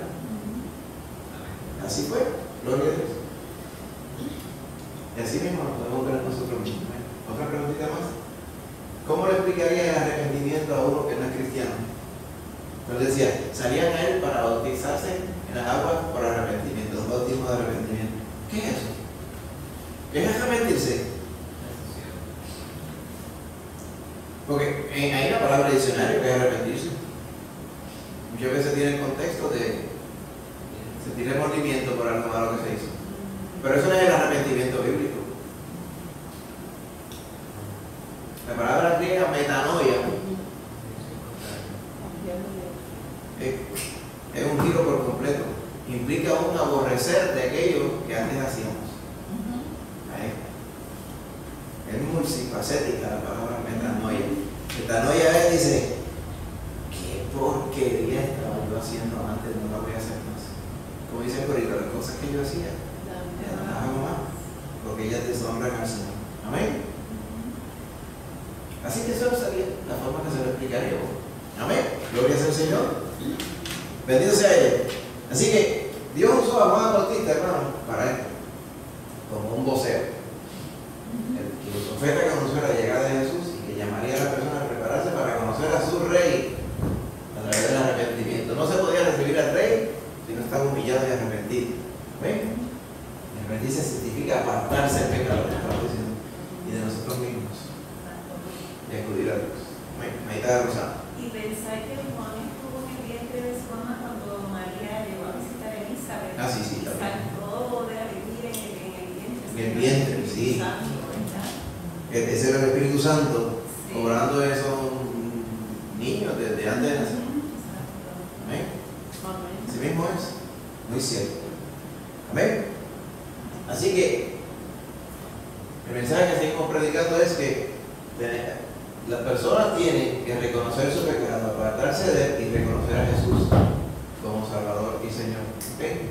La gente de Judea en los tiempos más bautistas que acudían a arrepentidos, nosotros también tenemos que arrepentirnos, pero en aquel momento, cuando si se quedaban en el bautismo de Juan, se quedaban con nada, hermano.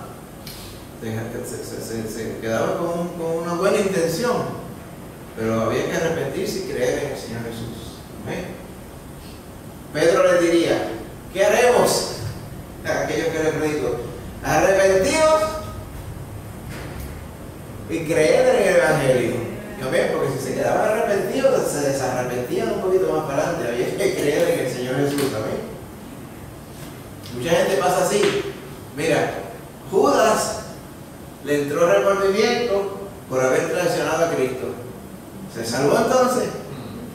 No, porque él se apesadumbró por lo que había hecho y se quedó así. Así pasa. Muchas personas se sienten mal por el pecado que hay en su vida, pero no toman acción y venir a Cristo para el perdón de pecado. Amén. Marcos 1:9-11, le da la hermanita Rosana. Sí. Aconteció en aquellos días que Jesús vino de Nazaret de Galilea y fue bautizado por Juan en el Jordán. Y luego, cuando subía del agua, vio abrirse los cielos y al Espíritu como paloma que descendía sobre él. Y vino una voz de los cielos que decía: Tú eres mi Hijo amado, en ti tengo complacencia. Amén.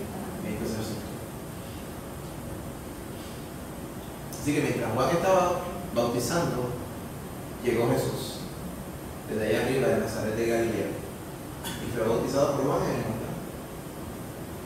Y la señal de la confirmación de parte de Dios el Padre, que subía del agua, saliendo del río.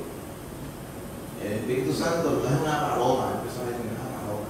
Muchas personas dicen, ¿cuál es la palomita? Como que happy thoughts, no. Como paloma, es para los espectadores que estaban allí pudieran percibir que Dios estaba manifestando, el Espíritu Santo estaba manifestando. Y ahí vemos las tres personas de la deidad también. Vemos el Padre, vemos el Hijo y vemos el Espíritu Santo. Amén. Solamente hay personas que dicen que el Espíritu es una fuerza. Personas que pasan demasiado trabajo en tergiversar las Escrituras. Amén. El Espíritu Santo es el Espíritu de Dios, el que se movía sobre la faz de las aguas desde el principio, es el mismo que confirmó lo que estaba pasando ahí. Amén. Y el Señor, Dios el Padre, estaba complacido en su Hijo por la obediencia de su Hijo. Bendito sea Él. Amén. Vamos a una pregunta. ¿Por qué se bautizó Jesús? Juan mismo le dijo, pero es que debe ser al revés. Tú me debes bautizar a mí.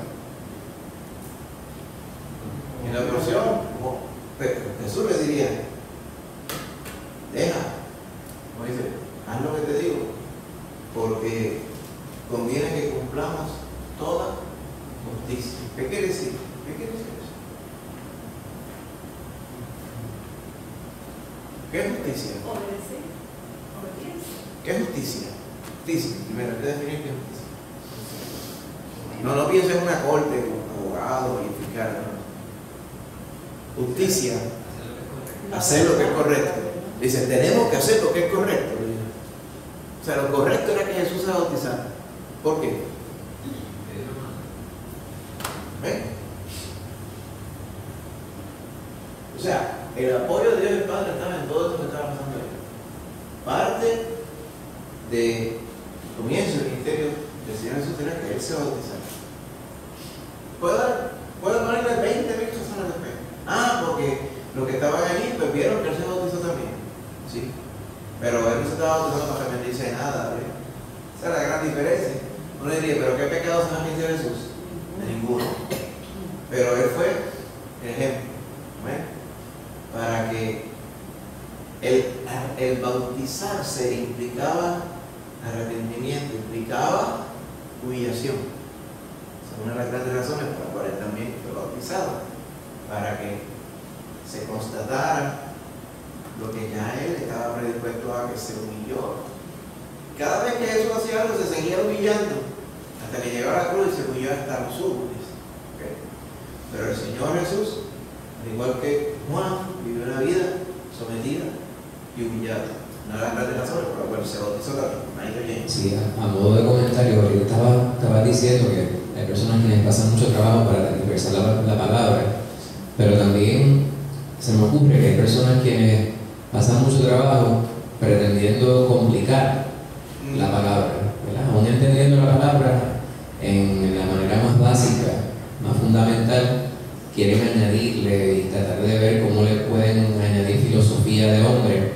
Y se me ocurre también que Santiago advierte, una de las razones por las cuales Santiago advierte de que no nos hagamos maestros muchos de vosotros, Sí. es precisamente porque mientras más nos adentramos en la palabra, más comprendemos cuál es nuestra falibilidad, ¿verdad? Cuáles son nuestras limitaciones. Entonces en eso hay condena. Por lo tanto, debemos, nuevamente volviendo a lo que estabas mencionando al inicio, si mantenemos una mente sencilla como la de un niño, se nos hace mucho más fácil aceptar cuáles son los designios de parte de Jehová y cuáles son los mandamientos del Señor. Amén. Y cumplir precisamente con ellos sin cuestionamiento. Muy cierto, muy cierto. Es que cuando uno anda humillado y arrepentido, todo se hace más fácil. Especialmente reconocer y aceptar la voluntad del Señor. Amén. Y así mismo el Señor, para llevar a cabo la encomienda de su Padre, tenía que vivir humillado también. Amén. Hasta que lo vemos allá en el capítulo 17 de Juan, donde dice: ¿qué pasa de mí esta copa? No sabía que no había forma. Pero dice: yo no quiero hacer mi voluntad, sino la tuya. Todo eso es central. A veces cuando uno lo lee rápido, pero cuando uno empieza a meditar en ello, ¿qué quiere decir esto? Y entonces yo voy a hacer diferente, voy a hacer mi voluntad y la del Señor no. Y ahí que está el fundamento, ¿verdad?, de lo que es ser obediente. Ahí está toda esa faceta que vemos cuando dice que el Señor fue obediente hasta la muerte de cruz. Y que por eso fue que el Señor le exaltó hasta por su obediencia. Amén. Ahora, que también como remarcaba el bautismo marcó el comienzo del ministerio de él. También, exacto. Fue como, podemos decir, como si fuera un ungimiento, ¿verdad? Porque fue sumergido y bajo el Espíritu Santo que lo ungió. Muy cierto. Y ahí fue que comenzó su ministerio, porque Juan hasta hace tiempo estaba diciendo: hay uno que viene y es más grande que yo, tan grande que yo no me atrevo, yo no tengo cualificaciones, no tengo las credenciales para soltarle los cordones de los zapatos. Y todo el mundo estaría pensando: ¿cuál será ese? ¿Cuál será ese? Cuando dice: ahí está el Cordero de Dios que quita el pecado del mundo. Y a veces nos vamos a pensar: esas personas que estaban allí miraron para allá y vieron a uno que se veía como ellos. Es ahí el Cordero de Dios que quita el pecado del mundo. Y entonces hay tanto detalle en tan pocas palabras. El Cordero que quita el pecado, o sea, el holocausto de Dios que quita el pecado, pero es un hombre. Y es un hombre que se ve como cualquiera de nosotros. Pero eso confirma lo que dice en Isaías, que le veremos, mas sin atractivo ninguno para que le deseemos por su atractivo. O sea, se vería como cualquier otra persona. Cuando te van dando todas esas facetas del Evangelio, de las personas, el Señor Jesús te dice: wow, ¿cómo fue que el Señor ideó ese plan tan grande y tan perfecto? Claro, era perfecto porque lo ideó Él. Y todas las piezas de todo ese testimonio acerca de Jesús encajan una con otra perfectamente. Maestra Rosa. Que hay en el Evangelio de Juan, cuando habla del Cordero de Dios, en el capítulo 1, como en los versos, sí. Pues cuando él lo vio a Jesús que llegó, del 29 en adelante, pero me parece interesante porque dice que también dio Juan testimonio diciendo: vi al Espíritu que descendía del cielo como paloma y permaneció sobre él, y yo no le conocía, pero el que me envió a bautizar con agua, a aquel me dijo, sobre quien veas descender el Espíritu y que permanece sobre él, ese es el que bautiza con el Espíritu Santo. Y yo le vi y he dado testimonio de que este es el Hijo de Dios. O sea que también como que otra Sí. no, pero otra Acuérdate que está hablando de dos Juanes aquí. Hay una porción que es a él hablando citando a Juan el Bautista, y hay otras porciones que es Juan hablando de él mismo. Ajá. Cuando dice el verso 34, dice, y yo le vi, ahí está hablando Juan, el evangelista, el apóstol. Hay una vez que también, citando a Juan, dice, Juan dio testimonio diciendo, yo vi el Espíritu que descendía como paloma y permaneció sobre él. Ese es Juan el Bautista. Exacto. Y yo no le conocía, decía Juan el Bautista, pero el que me envió a bautizar con agua, aquel me dijo, sobre el que vea descender el Espíritu y que permanece sobre él, ese es el que bautiza con el Espíritu. Para que tú veas que ni el mismo Juan, en su humanidad, porque se veía como cualquier otra persona. Acuérdense, hoy nosotros estamos acostumbrados a que personas que no quedan nada suyo, y que tú nunca has visto en la vida, usted los ha visto en una foto. En aquellos entonces eso no había. A ver, si usted va por ahí andando un día, está en el viejo San Juan, y mire, dice, ese es Vladimir Putin, el presidente de Rusia. Dice, ¿usted ha visto al presidente de Rusia? Pues decir que cada rato lo veo en la internet retratado. Dice, mire, mire, como que más bajito de lo que yo pensaba. Quizás eso. Yo no lo vi. Yo no veo noticias. Ok, pues vamos a hacer la cosa. Al presidente Biden. Usted lo ve en el San Juan, dice Biden. Pues sí. Y Trump. ¿Cuántas veces no le ha visto la cara a Trump? ¿Usted lo ha visto cara a cara? No, pero lo veía. Pero aquel tiempo eso no existía.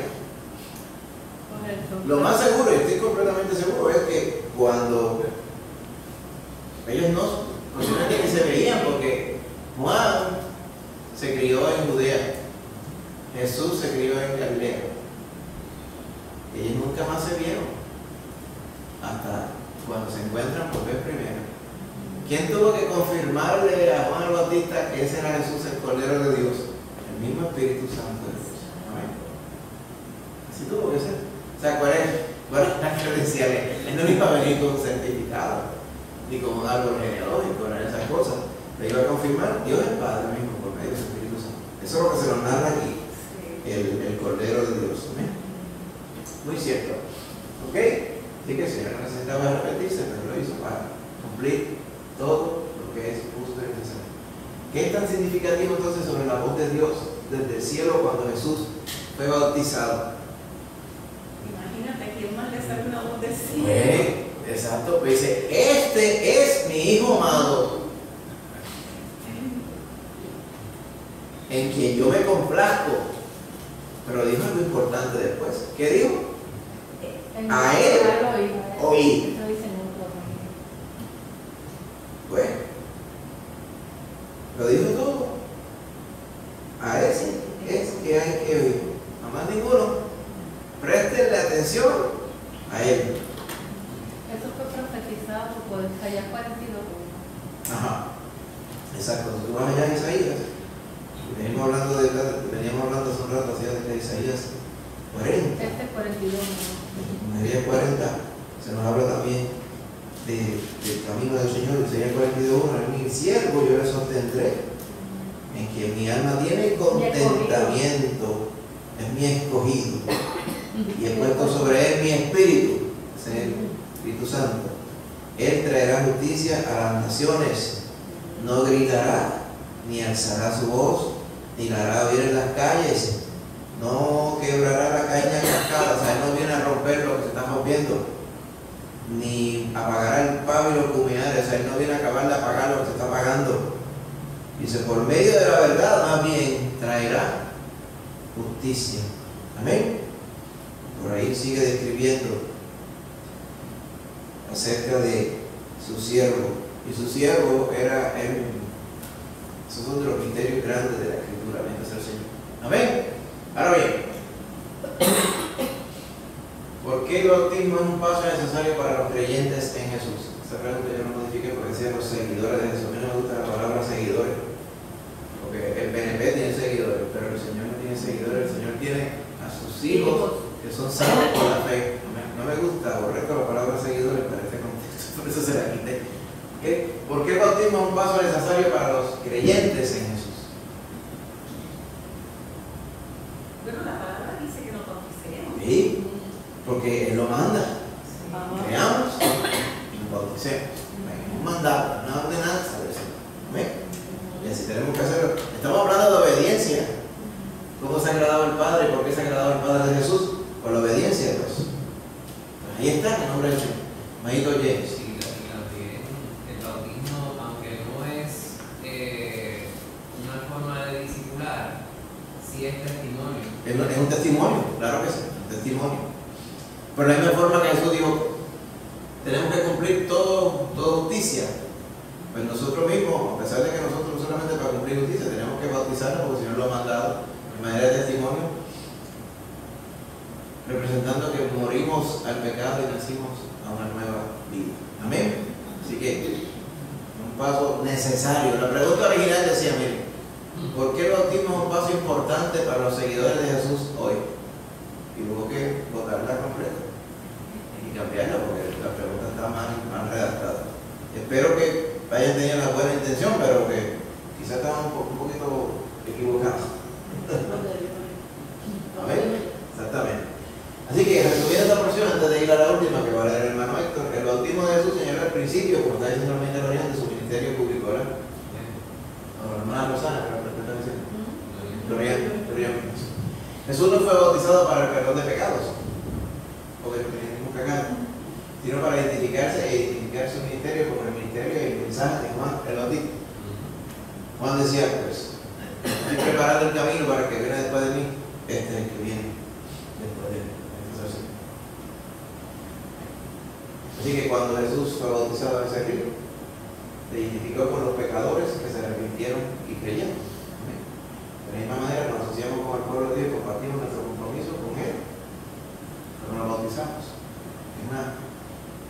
Es un acto de obediencia y, como decía James, el testimonio también a los que están salvos y a los que están perdidos también. Los que están perdidos quizás no lo entienden, pero no por eso no perciben el testimonio, confiando en el Señor, que algún día crean en Él también. Así que el Señor, el Padre, se agradó de la obediencia de su Hijo. Cuando nosotros nos arrepentimos de pecado y creemos en Cristo, Dios pronuncia la misma afirmación sobre nosotros. Cuando uno se convierte a Cristo, el Señor se agrada de nosotros. Satan va a estar bien bonita, pero yo creo que esa sería la cara de no. La impresión de tiene que haber sido diferente. ¿Verdad que sí? Creo que se lo ponen, ¿verdad? Tratar de poner un poquito más. Sería como. ¿Verdad? O sería casi como muerto en el piso. Sí. Amén. Las aguas amarillas, eso sí es verdad, así de ese color. ¿Ya? Que esa ropa después que sale hay que botarla porque no le sale ese tiempo. O sea, no era ni un río lindo, tampoco, hermano. ¿Te acuerdas de aquel? Naamán, en los tiempos de Eliseo. Vete al siervo de Dios, Él te dirá. Vete, sumérgete 7 veces en el Jordán y serás limpio. Dijo, ¿en dónde lo dijiste? No me puedo sumergir. 7 veces ahí. Allá están los ríos de Damasco, Habana, Farfar, como parece que son ríos claritos. Ellos son mejores. Pero no, obediencia. ¿Dónde fue que la muchacha dijo? Pero mira, piensa bien. Tú te quieres limpiar de la lepra. ¿Y qué fue lo que te dijo? Salvete 7 veces. Tú no harías, no vas a hacer lo que él te dice. ¿Sí? ¿Verdad? Se metió ahí, esa mujer vieja, y salió limpio. Eso ilustra la obediencia. Amén. Es la que agrada al Señor. Mateo 4, 1 al 11, lo va a leer el hermanito Héctor. Amén.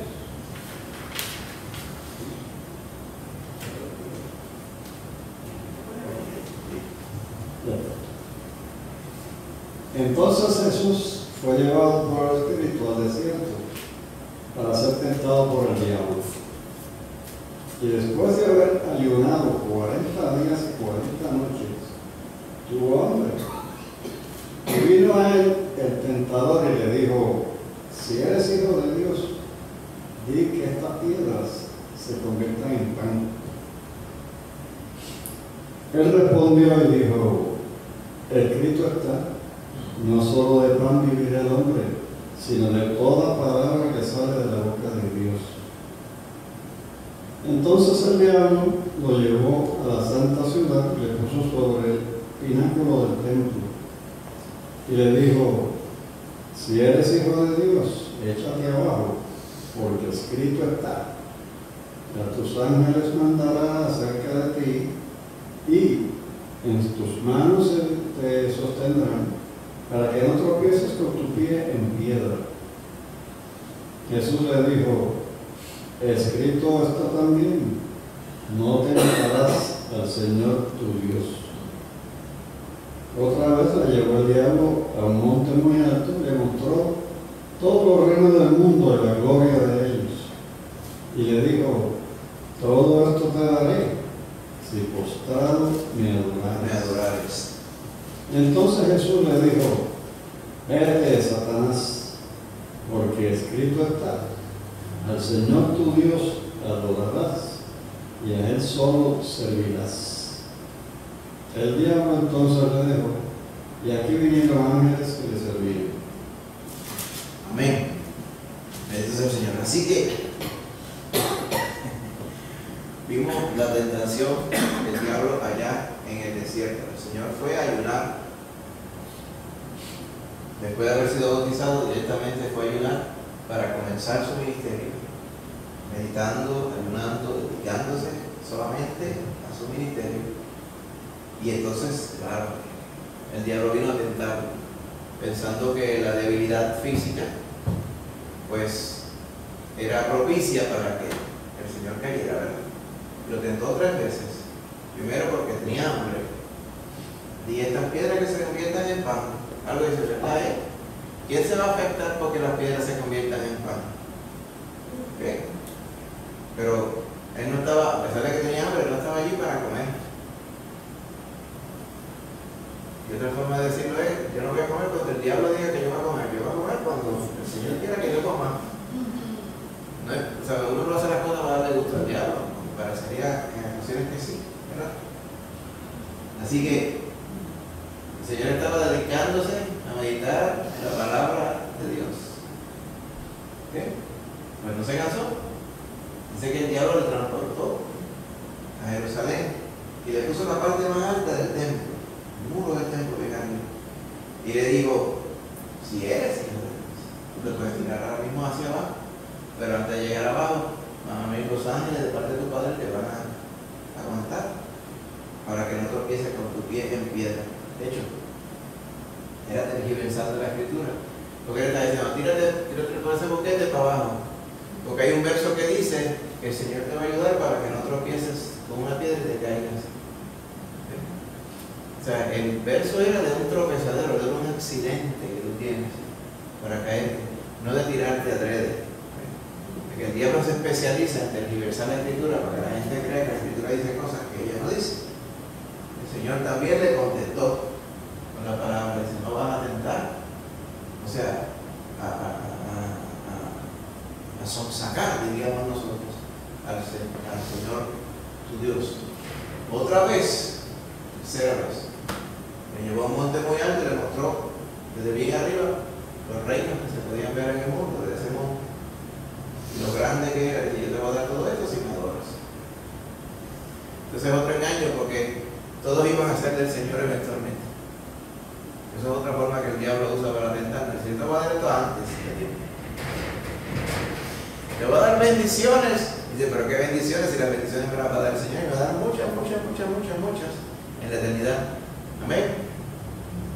¿Para qué me sirven tus bendiciones ahora? O sea, ese es el asunto de esa tentación. Le gusta mucho a la gente hoy. ¿Tú quieres hoy? Rápido, ¿lo quieres rápido? Fast food. ¿Quieres ahora? ¿Quieres la bendición ahora? Ven, busca tu milagro, busca tu bendición. ¿Qué es eso? El engaño de que nosotros podemos examinar cuánto que nosotros queremos las cosas versus cuál es el tiempo de Dios para las cosas. Amén. Yo le contesta al Señor, tu Dios adorarás y a Él solo le servirás. Y el diablo le dejó. Y aquí vinieron ángeles y le servían. ¿Por qué es significativo que el Espíritu haya guiado a Jesús al desierto para ser tentado por el diablo?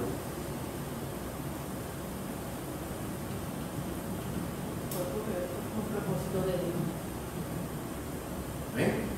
Pero la voluntad de Dios. Lo que quiere decir que ser probado, bueno. Amén. Nosotros somos probados. La prueba va a venir. ¿Para qué es la prueba? Para el crecimiento. Para el crecimiento y fortalecernos en eso. Y para que se aumente nuestra fe. Para que se aumente nuestra fe. Amén. Hermano James. Aparte de eso también, para que nosotros reconozcamos que si nuestro Señor mismo fue tentado, ¿por qué nosotros habremos de ser eximidos, ¿verdad? De esa prueba? Imagínate, como él decía, si del árbol verde hicieron esto, referíanse cuando estaba siendo atormentado, él siendo el árbol verde del seco, que no harán. Hay otras partes que dice que el diablo lo dejó por un tiempo. Por un tiempo, sí. Se apartó de él por un tiempo. Exactamente. Que no lo dice en esta porción, pero... Sí, no es que dice ya se acabó todo. El diablo se apartó por un tiempo y mientras él estaba en su ministerio, el diablo estaría, el primer seguidor de él sentado alrededor era él, lo más seguro. Así mismo. Otra cosa que yo veo es que era necesario que el Señor pasara por eso. Era necesario que el Espíritu de Dios para eso mismo. Para eso mismo, exactamente. Era necesario, muy cierto. De la misma forma que era necesario que fuera bautizado también por Juan. Todas esas cosas eran necesarias. Entonces, tenemos que cumplir toda justicia. ¿Okay? La samaritana también decía que le era necesario pasar por Samaria. Le era necesario pasar por Samaria. Sí. Ahí tú no se das cuenta cómo el Señor hace las cosas, ¿yo? O sea, él pasó el trabajo de ir allá para la samaritana. Claro, de la aldea también, pero la samaritana, seguro que decía. Le era necesario. Cuando ningún judío pasaba por Samaria, ningún judío era necesario pasar por Samaria. Ellos hacían así, daban la curva lejos, para no ensuciarse los pies con la tierra de Samaria, porque eso era abominación para ellos. Y la costumbre era que no pasaban por Samaria, ellos se sacudían la tierra de los zapatos para no llevarse ninguna porquería de Samaria. Y al Señor le era necesario pasar por Samaria. La relación paralela de este pasaje de Lucas. En Lucas 4:3. Sí. Lucas 4, sí. 4. Sí. En Lucas 4, muy cierto. Dice, sí, cuando el diablo hubo acabado de toda tentación, se apartó de él por un tiempo. ¿Amén? El resto es verdad y prácticamente de lo que se nos narra en el Evangelio de Mateo. ¿Ok? Así que fue necesario que fuera tentado. Fue tentado en todo, pero sin pecado. ¿Amén? ¿En qué sentido la tentación de Jesús fue similar a la tentación que experimentaron Adán y Eva en el jardín de Edén? Y a la misma vez fue diferente a lo que experimentaron ellos allá. Como poniéndolo a dudar, como que verdaderamente eres hijo de Dios. Si eres. Si eres. Y a Eva le dijo, porque Dios ha dicho. Siempre la duda. Sí, la sí, duda. porque Dios ha dicho. Lo que pasa es que Dios lo que no quiere que ustedes sepan es que cuando ustedes comen de ese árbol, van a ser igual a él. Ah, de verdad. Oye, el Señor se lo olvidó, él no me dijo eso. Y ahí viene la cosa, ¿verdad? Donde deben haber las personas se van por el camino de palabras que no son de Dios, la palabra del diablo, van a creerle al diablo antes que a Dios. ¿Y cómo fue diferente esa tentación? La de Jesús versus la de ellos también. Bueno, el Señor venció El desenlace fue diferente. El Señor venció la tentación y después vencería el diablo en la cruz. Y vencería, dice, el acta de los decretos que estaba contra nosotros, que nos era contraria. Y exhibió a todas esas potestades del diablo, venciendo sobre ellos en la cruz. Amén. Pero Adán no hizo eso.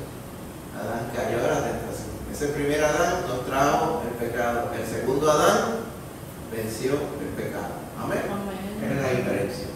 Gloria a Dios. Así que, ¿qué cosa tan tremenda hemos visto en estos pasajes que posiblemente habremos visto muchas veces?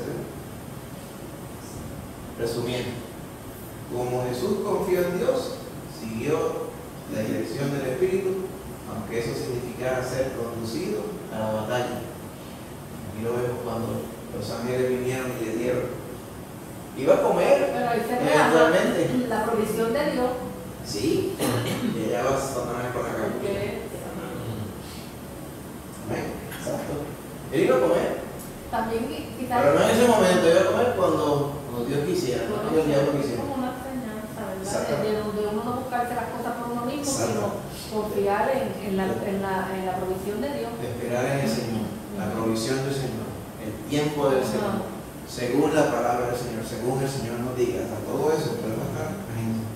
¿Cuánta enseñanza hay? Alimenta a Sí, también negarse a sí mismo, como nos enseña la palabra, porque Exacto. Es muy cierto, él podría haber dicho, pero como yo no voy a comer. A comer y es ahora que te vas a comer. Es verdad, tú te vas a comer ahora, ¿no? Ahora no era el tiempo de comer. No quiere decir que no iba a comer, pero ese momento no era. Tenía hambre, sí, ¿verdad? En ese Tenía momento. mi mente cuánta hambre tendría y sed. Ajá. Sí. Pero- Los reinos de este mundo, dice Apocalipsis, dice, y soy yo una voz en el cielo, le decía, los reinos de este mundo han venido a ser de nuestro Señor y de su Cristo y reinarán por los siglos de los siglos. O sea, los reinos de este mundo van a ser de él. Él lo sabe. Satanás se lo ofreció antes de tiempo. O sea, es como darle algo a alguien que ya es de él. Sí. Era de eso, Y muchas veces las personas son así. Este quiere pretender dar algo que ya el Señor te dio. Por eso dice que el diablo es pueblo. Si no lo reprende. 3 veces Satanás tentó a Jesús para que confiara en sí mismo en vez de en el Padre. Y 3 veces Jesús combatió la tentación con su fe a la palabra veraz de Dios. La parte importante que tenemos que entender, la parte humana de Cristo y la parte divina de Cristo. Satanás estaba tentando la parte humana, porque la palabra dice que Dios no se puede tentar, Él es intentable, pero la parte humana de Jesús sí se podía tentar. Esa es la parte cuando dice Satanás quería que Jesús confiara en Él en lugar del Padre. Aquí se ven las dos personas, también bien redactadas del comentario. Exacto. Y 3 veces Jesús combatió la tentación con su fe en la palabra veraz de Dios.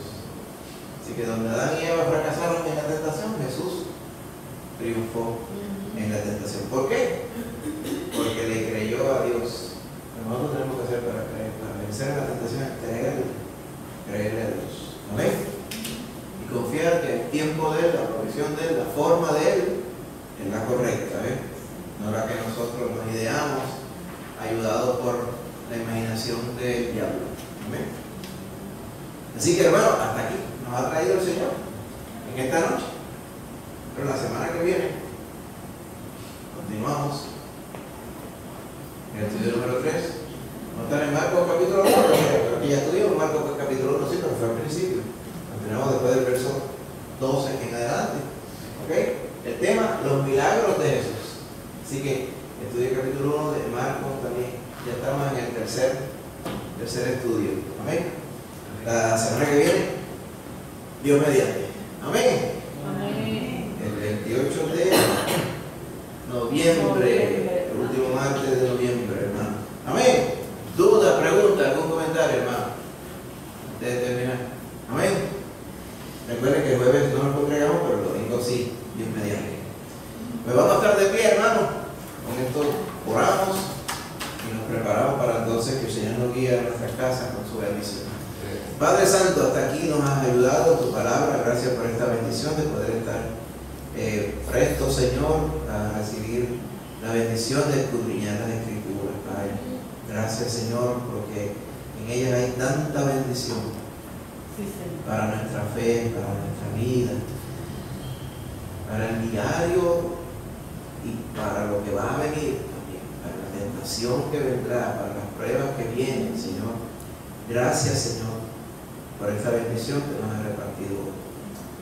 fortalecidos en tu palabra, específicamente con el ejemplo tanto de Juan como de nuestro Señor Jesús, que nos llevaron, Señor, tu palabra nos llevó a través de sus vivencias y a través de lo que representa la verdadera obediencia. La verdadera grandeza es vivir humillado y obediente a tu palabra.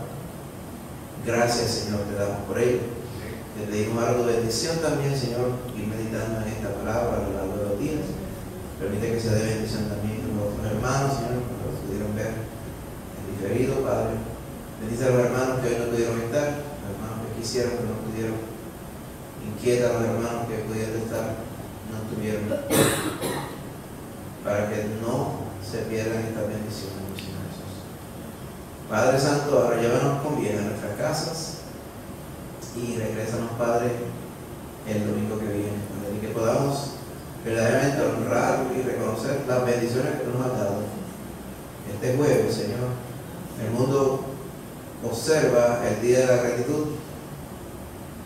Posiblemente no saben qué están agradeciendo, pero nosotros sí sabemos a quién estamos agradeciendo, cómo debemos agradecer y cuál es la mejor adoración, Padre Santo. Un corazón humillado, salvado, Señor, por la fe, sirviéndote de corazón, Padre Santo. Gracias te damos, Señor.